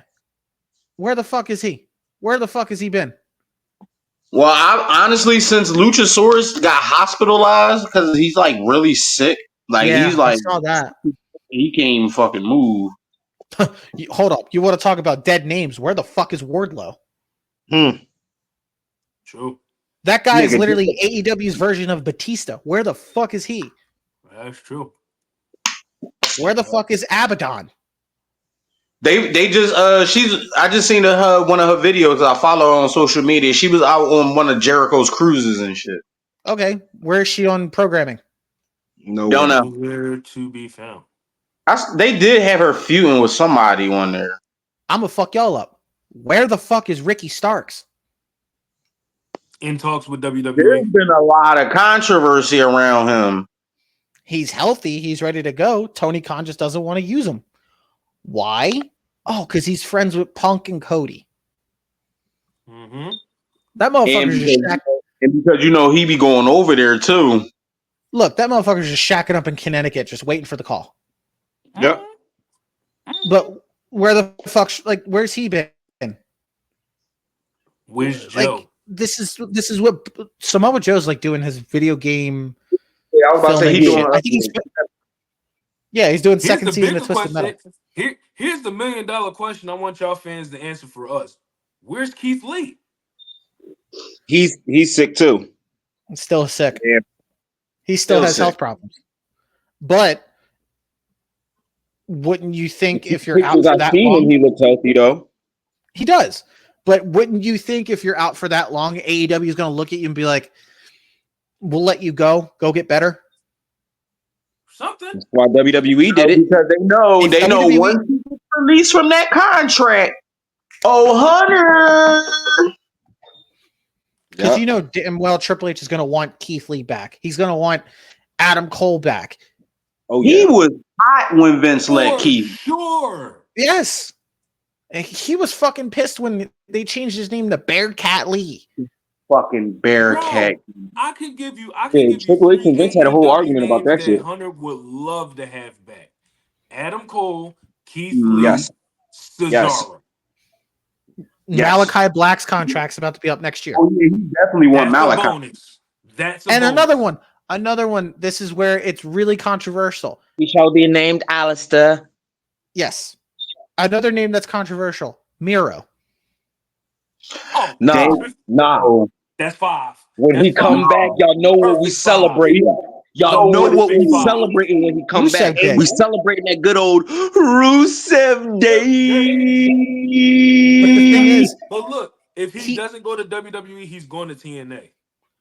Let him. But the thing is, Tony Khan's not going to let him go. He's asking to be let go. He wants to be released. Definitely released. So they would have no. See, that's the thing. If you hold them hostage, they have no choice but to breach the contract. You want to know why I think they were doing that? Because the Lucha Brothers were about to come over, and they tacked on Phoenix's contract. It's been the problem before that, and that's the thing.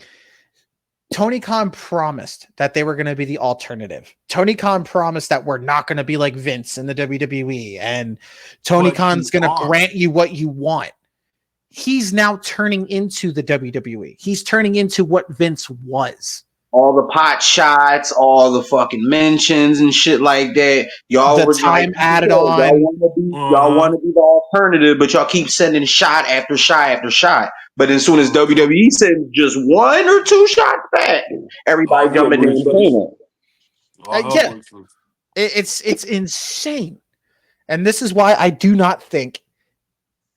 Look, good on them for having the deal. Good on them for getting money, whatever. Mm-hmm. It's like what CM Punk said, that company is going to keep going as long as Tony Khan throws money at it.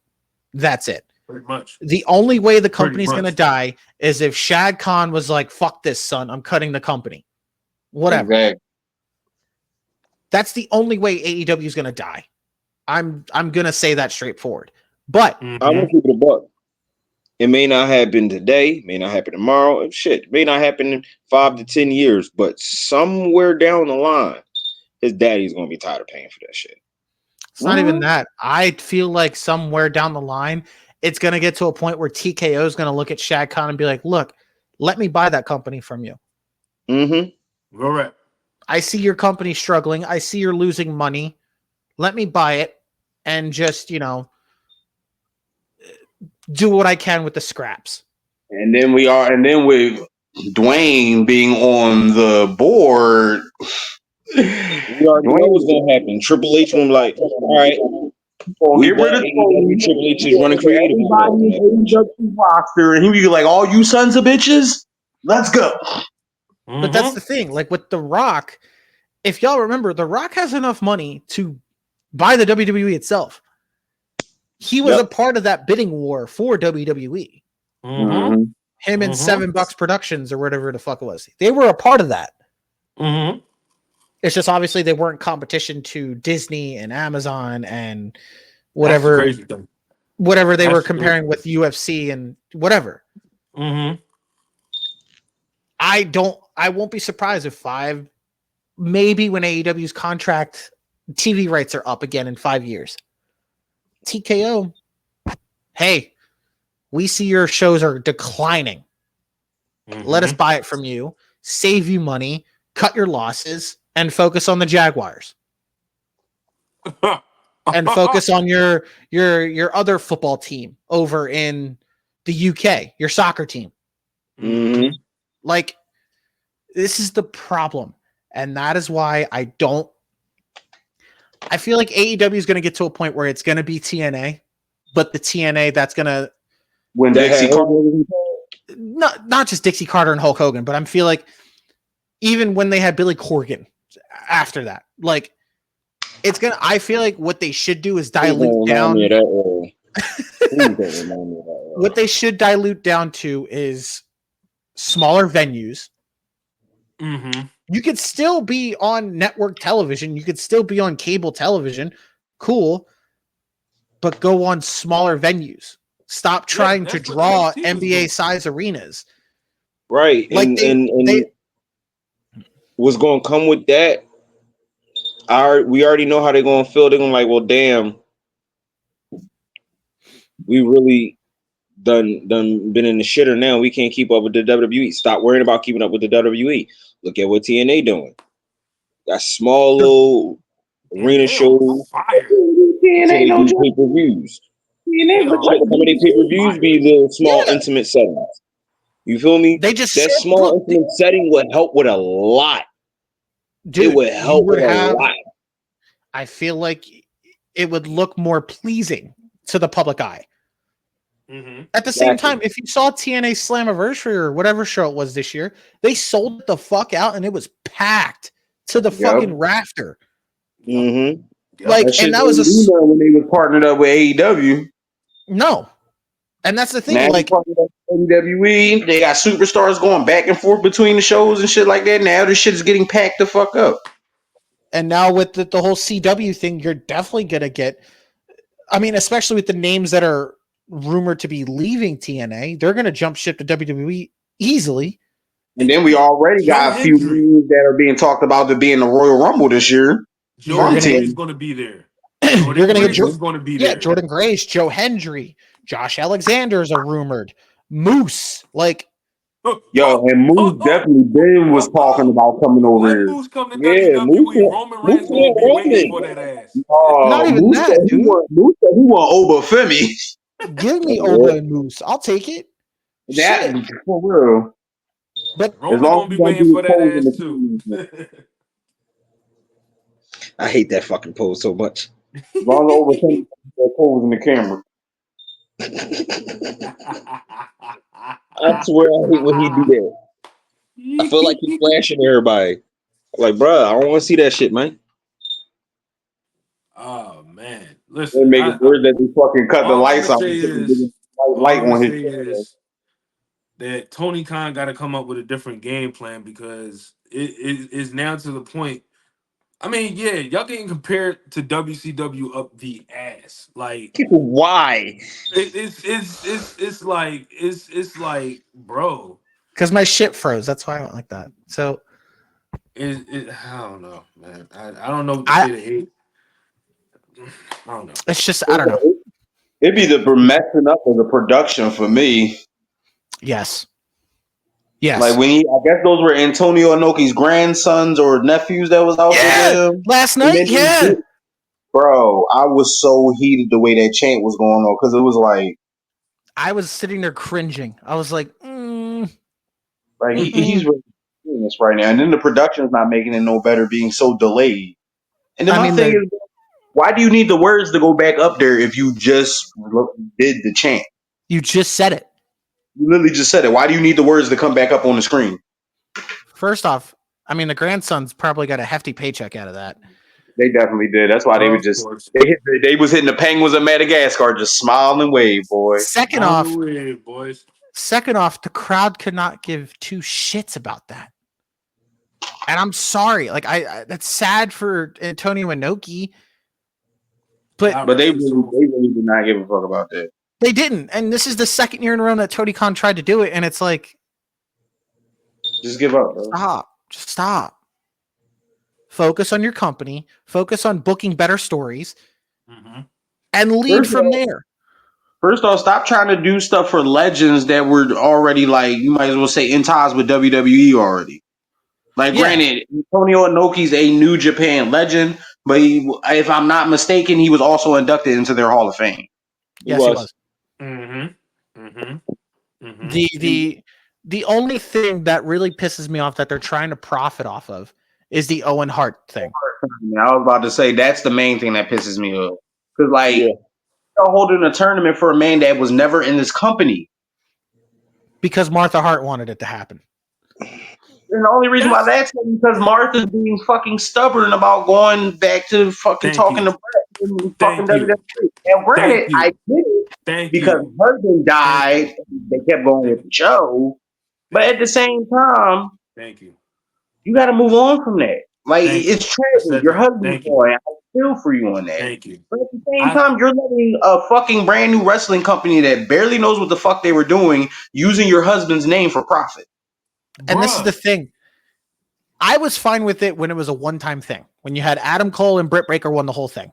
And then you had it the next year. And then this year. And then you're adding stakes to it. And it's like, what are you doing? At this point, you're just using it because you just want to have a tournament because you don't know how to book. That's my thing. Because I literally told my mans this. I said, bro, if you look at what AEW is doing versus what WWE could do for the Hart family, putting Owen in, bro, it writes itself. Listen, Brett has gone on record saying he understands how Martha feels, but he feels as though his brother should be in the fucking Hall of Fame. When the Hart Foundation was inducted, you can tell it was bittersweet for him because he like, yeah, I'm the Hart Foundation being inducted, but Owen's name should be inducted along with us, him by himself, and then with the Hart Foundation as well. But and that's another thing. Another person that keeps fighting for that is Mark Henry. Mark Henry has been fighting nonstop to try and get Owen Hart into the Hall of Fame, as he should. And look, as he fucking should. It's not like one of those things where it's like a. I'm echoing. Whose volume is? That's you. I'm echoing again. No, Juju. Again. Yes. Again.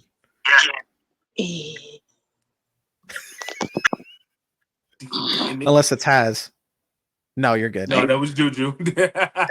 Unless it's another thing. It's not like one of those things where, let's just forgive Benoit for what he did and put him in the Hall of Fame. Oh, yeah. That's a whole different story. There'll be controversy conversations. I mean, but WWE thrives on controversy. But they do. That's the thing. But that's another thing, though. But Owen Hart should have been in the Hall of Fame when they decided to put what's my man in there? No. Not Hart. Oh, No, Jim matter Neidhart. of fact, not even not Hart. When they British put Stu Bulldog. Hart in the Hall of Fame. Oh. I was going to say British Bulldog. Him too. Like, wait, is Bulldog's in the Hall of Fame now, right? Yeah, he got inducted in 2021. 21? Yeah, when they did the Pandemic Hall of Fame, yeah. Yeah, he's technically in there twice because he's also under the Hart Foundation. In a way, yeah. Yeah. But like with Owen, that's another thing AEW tries to profit off that.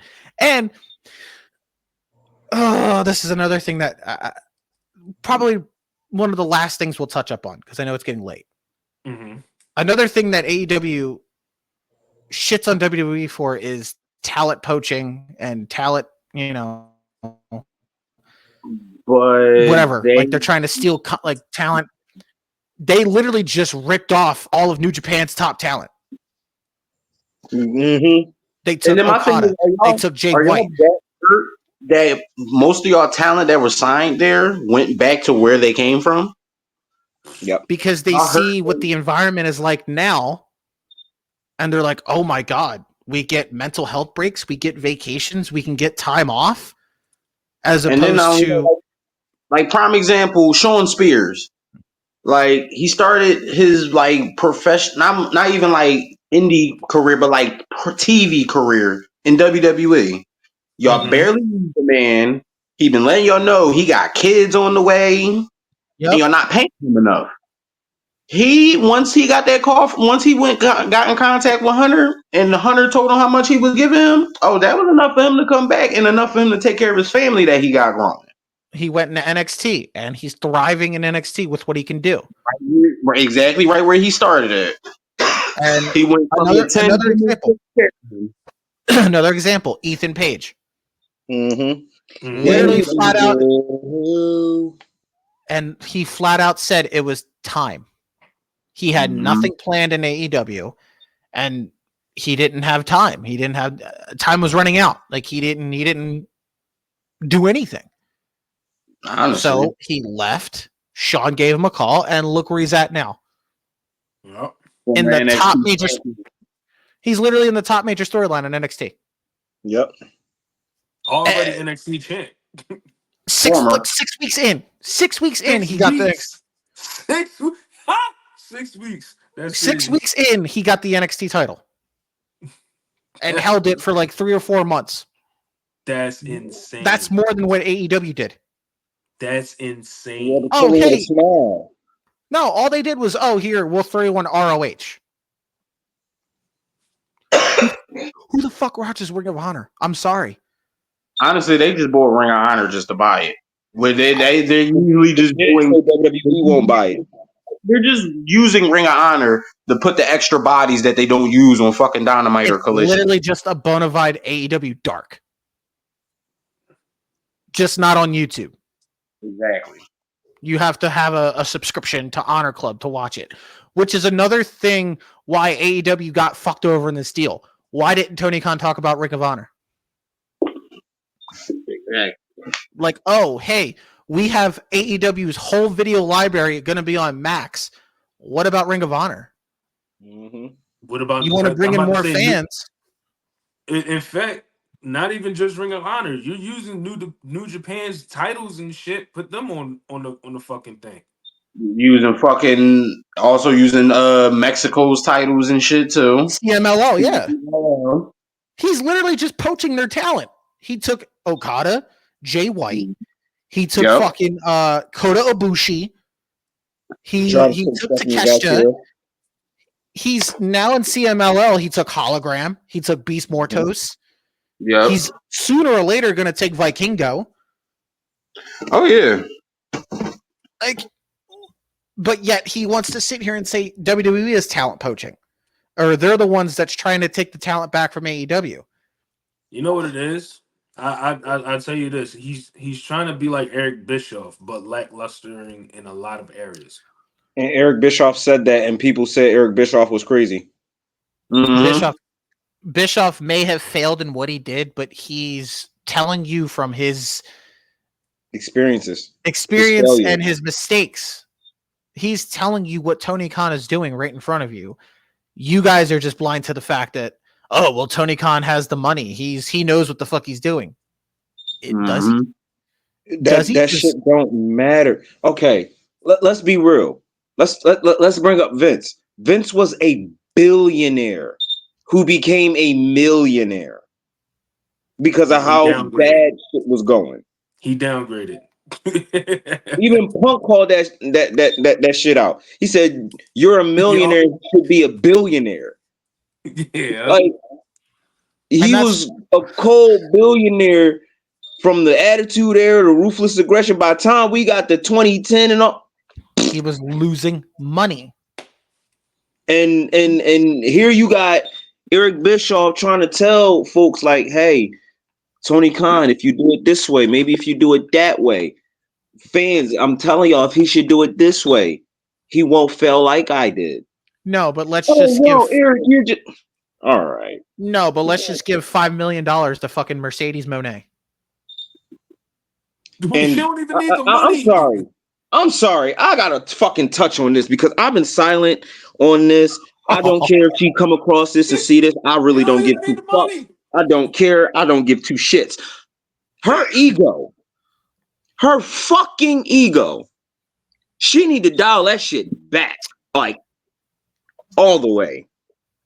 Oh, yeah. I got Stephanie back here to bitch. Stop. I was gonna work with Megan Thee Stallion, but I guess WWE stole that idea from me. Oh, I had hell in WWE, but you said I'll never say nothing bad about them. Hold up. And this is another thing. This is another thing that threw me off because she didn't she defend Vince? Praise Vince. She praised Vince, right? But she left because of him. Make it make sense. But wasn't Triple H the main person giving her opportunity after opportunity after opportunity? And here's my thing. You ready? Yeah. You try to quote unquote throw Naomi under the bus, talking about, oh, I'm happy that she went back to the WWE, but if she was really down with me, she should have been here with me in AEW. What? No. First off, you let that girl by herself and went to New Japan. Yeah. And she thrived in TNA. She thrived in TNA and had a much better career outside of WWE than you did. You did, exactly. So you got hurt the first 2 months outside of your career once you got out of your little 90-day clause contract. You got hurt in your second match in Japan. Real shit. Off the Willow at that. Real shit. To Willow. While Naomi was over there becoming a women's world champ, a knockouts champ. Yeah. And then went back to WWE and look at her now. Killing it. So don't sit up there and fix your mouth and say, oh, she should have been here with me in AEW. Yeah. Yeah, so she shouldn't fix her mouth to say, oh, she should have been. No. How about you should have took your ass back to the WWE where they can write your promos for you because you suck at giving promos. Bro, her promos, oh my God. The shit out of her. But here's the thing. I think the other thing was the whole walkout situation. She knew what it was hitting for when she went back. Yeah. She knew what it was when she was going to go back. Because Naomi took her shit on the chin. Yeah. She took her punishment on the chin and was like, all right, cool. We ain't even gonna trip out. I'm getting my opportunity, whatever. I mean, but let Mercedes Moné go back to WWE, and she's gonna walk out yet again. But she should know that's the business. No matter what company you go to, what level you at, that's the business. You walk out or you do something. All right, you gotta find your grace with. Like, this is the thing. She's trying to. She also sat here and say she's getting creative freedom in AEW, which red flag. Yeah, we see how bad that is. And you didn't get that she in gets WWE. all the opportunity in the world. She's a double champion. She's getting all these 2 fucking titles. Like, you didn't get, bro. In her third match in, she was a double champion. She's literally the reason why Stephanie Vatcourt did not sign with AEW. She literally drove that lady to WWE. Yeah, but she didn't get creative freedom in WWE though. What I'm saying is she didn't get any opportunities in WWE. Like she wasn't the first, along with Bailey, to be the women's tag team champions. She wasn't a five. Like her and Bailey wasn't the first to time. hold the women's championship and the tag team championship simultaneously. Like she wasn't a 4 or 5 time women's champion. She wasn't helping Bailey carry out the pandemic era.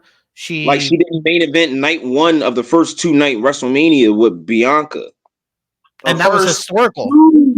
Black females to do that at that. Like so don't try to act like WWE didn't give you anything when they handed you everything on a silver fucking platter. Snoop Dogg, bro. Like, come on, bro. Which listen. At first, I didn't believe that they was cousins, but at this point, it's like whatever. But it's like her Snoop. I'm like whatever. Oh wow, Snoop Dogg's your cousin. Who cares? Okay. What's he doing? He's actually a bigger star. Oh, he's still a bigger star than her. But like that man has been completing more side quests on this planet than anybody. But the thing is with Mercedes, you really were just in it for the money. Honestly, you were in it. And then let's also talk about what she did to her ex-husband. I was literally just thinking that. That man stood by you, supported your big. He didn't want to be afraid anymore. Afraid of what? First off, that nigga used to make you fucking gear. Yeah, I think she said they were separated, I think, during the pandemic. And her divorce... Her divorce was just finally final, like as soon as she left, like recently, and it's like I call straight bullshit on that one now, because during the pandemic, I swear to you, in this video evidence, I know what you're about to say. She had a bunch of pictures with her and him. Yeah. And let's not mention up, down. Come on, bro. Come on, bro. Y'all was literally on there before the pandemic was even the fuck over. Come on, and how she snapped back at one fan, and she talking about, no, I don't want to date you. He was like, that's not what I want. I'm happily married. Oh, you talking about at the press conference, John? Like, get over yourself. The reporter fucking hell talking about, oh, why he asking them type of question? First though, why did she give him that type of response? Why did she feel like he was hitting? Hold on. He asked the questions because, bitch, you brought it up in your fucking video. Exactly. Like in your little mini Monet Mag podcast or whatever the fuck you call it. You're the one that brought it up yourself. So, of course, you're going to get asked. Exactly. Don't dish it out if you can't take it. Exactly. She's somebody that wants to be famous and can't handle the fame. Like that would have been me. I'm like, bitch, don't nobody want that Joe old Elmer's glue horse face looking ass anyway. She looked like the blue mouse from fucking Rocco and shit. No, from Cat Dog. No, fuck that. She definitely looked like fucking Rocco from Rocco's Modern Life. Damn. She swears somebody want her little tiny ass. Like, girl. I don't know, man. I really don't know. Like, hey, look, she loved the Asians. That's all I'm gonna say. I mean, Okada simping for that, but like, what the fuck is there to simp for? It's just kayfabe. But at the same time, like, babe or not. Again, I pushed the wrong button. I'm so sorry, bitch. Yeah, I ain't gonna hold that one. I ain't gonna lie, that was definitely funny as shit. That's the best thing Okada's been doing. That's his favorite fucking word, though. That's his favorite fucking word, bitch. Like, yo, say something else. It's so great. When it's so great, though. I bet you he was calling everybody that in Japanese when he was over there. It's just funny how he delivers it. That's fucking great. Like last night, he did it to Kyle O'Reilly. And Kyle O'Reilly is like, me and you, one-on-one. We've never been like in a ring together. And Okada was like, get out of him. Yeah, he was like, let me think. No, bitch. Poor slap. Yo, Kyle O'Reilly was just fucking throwing them. And I'm like, you were missing on like 10 of those shots. That's one dude I would not throw hands with, yo. I literally watched this nigga beat down motherfuckers twice his size, and Kyle's a little ass nigga for real. Thanks. Nah, all you gotta do is just throw some sugar at him. Oh, Yo. no. We not about to do that to that man. That's fucked up. I'm sorry. 2 years because of that. I'm sorry. I'm not gonna pull an throw EJ. sugar I'm at sorry. him. I'm not gonna pull some tragic event like EJ did. I'm sorry. Look, I was just saying what was on my That's mind. another thing. Can we just talk about how AEW also had all 4 fucking members of the Undisputed Era? Fumbled it? I mean, not Bobby Lashley. Bobby Fish fumbled his own fucking contract because he was out here being a We ain't gonna talk dick. about that one. He's Kyle dead. O'Reilly. He's gone. Kyle O'Reilly was out here sick as a fucking dog. You had Roddy Strong and you had Adam Cole. And then we got Roddy was definitely a mystery though. When he popped up in AEW, I was just like, that popped me because I was like, when the yeah, exactly. Like y'all just had him a part of Diamond Mine. What the fuck is going on here? I feel like it was that episode of NXT where he gave Regal that folder. Not Regal. He gave someone that folder. Remember? Mm-hmm. That made me think that was his resignation. I think that probably because after that you didn't see Roddy since, and I was like, when the and then fuck? he popped up on AEW TV. I'm like, what the fuck? When did he leave? Right? I was like, what? And then we had the whole broken neck wheelchair gimmick, and I'm just like, hold on, that was entertaining though. It was entertaining, but for me, it was just like, this is not the Roddy Strong I enjoy watching. I like the wrestling Roddy Strong. I mean, you try to get that now. Yeah. Fire. You try to get that now, but it's like, it's not there anymore. He's another one that's dead in the water.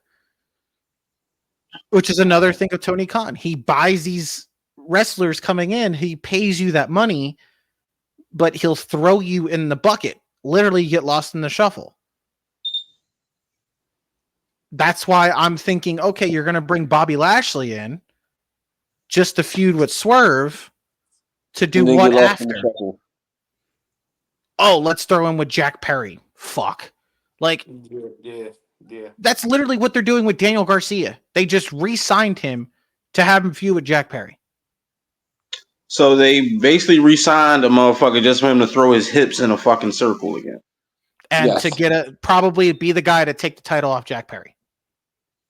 I mean, I get it, but why y'all wait this long to build him like that? Because even before the whole fucking hip thing, he was already a problem. Y'all waited so long to make him into a serious threat. Like Daniel Garcia was already a fucking problem before that. Exactly. Before like the Jericho Appreciation Society, that nigga was fucking people up. Not even that. The matches that they did showcase in ROH, the matches he had with Shibata were fucking fire. Exactly. And then you guys wasted throwing hips and shit. But as soon as he got over with the fucking dancing shit, Tony Khan didn't capitalize on it. Nope. Now it's too late. Because now if you look at it, people are going to look at it and be like, who the fuck is Daniel Garcia? You know, the guy that throws his hips in a circle. Who? That's all they're going to know him by. And I hate that. He lost to MJF, and now he's possibly going to be feuding with MJF again. Didn't he just come back and whoop his ass? Yeah. I swear he just came back and whooped his ass. I mean, I don't know. That's AEW in a nutshell. But, you know, they're supposedly better than WWE, and they're the alternative, and it's where the best wrestle. Sure they are. Yeah, okay. Yeah, all right. We're the best. Get injured jumping off the motherfucking cage, though. That's another thing. Y'all are injury prone in the motherfucker over in AEW because everybody But they got all their top guys back. They got Adam Cole back. They got MJF back. Sooner or later, you're gonna have Adam Cole hurts his fucking ankle again. Sooner or later, you're gonna get Adam Copeland back. Yeah. First though, that's the one thing that bothered me with Edge moving over there. Like, bro, you're legit pushing into your 50s. All this shit that you're trying to do now, bro, you should have did all that back then when you were younger. Now, granted, I get you had to retire because of your neck, but at the same time, bro, look at you right now.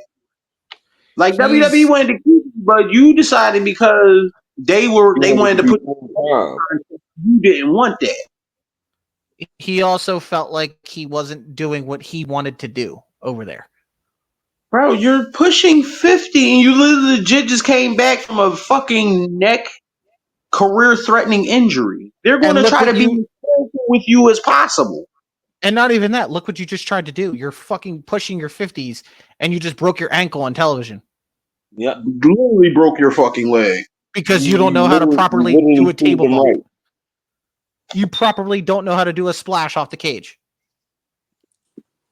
Like, if you were scared to do it, don't fucking do it. Although he executed it in WWE before.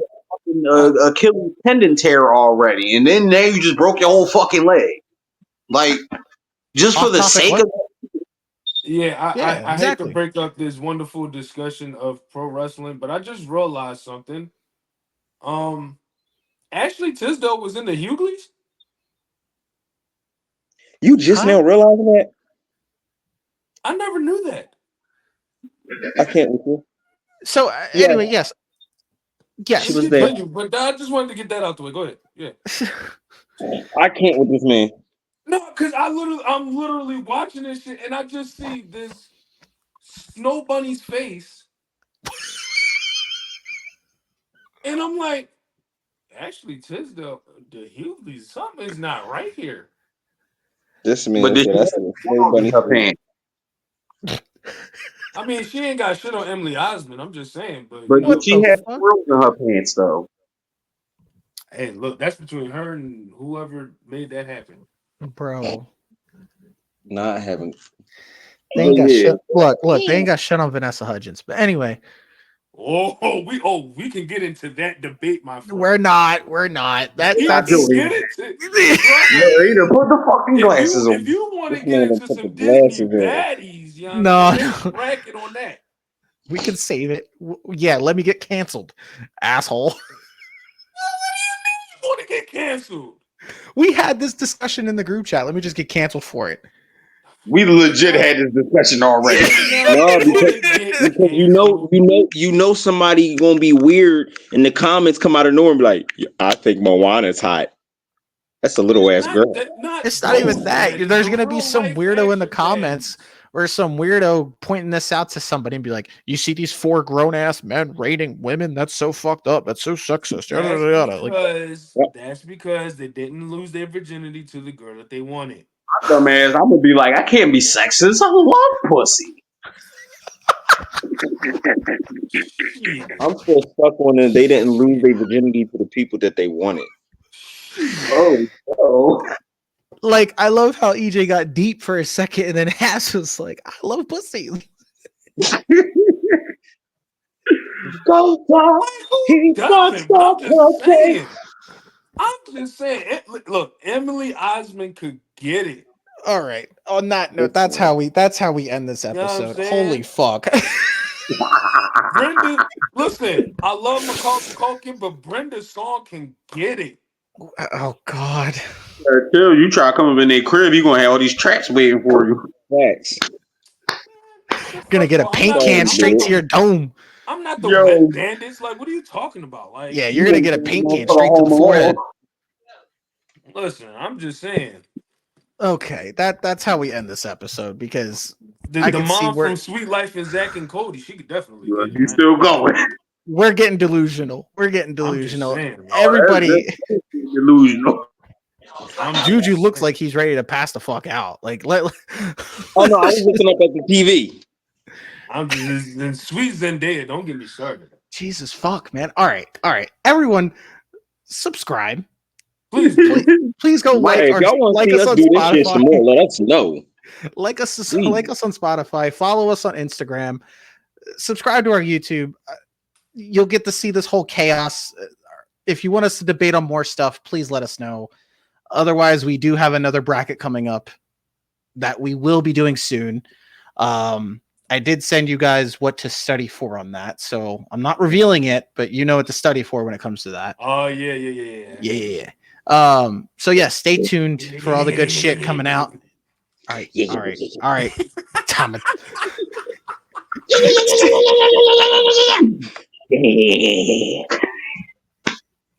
They want to do the Tom, I'm gonna do the Billy. By the time I end this, I'm gonna have fucking Tama Tasmanian Devil Tonga just fucking. Oh, Okay. Please, we hope you enjoyed this episode. Thank you for listening and watching Tourney Time Podcast. Y'all are assholes. Y'all are assholes. yeet.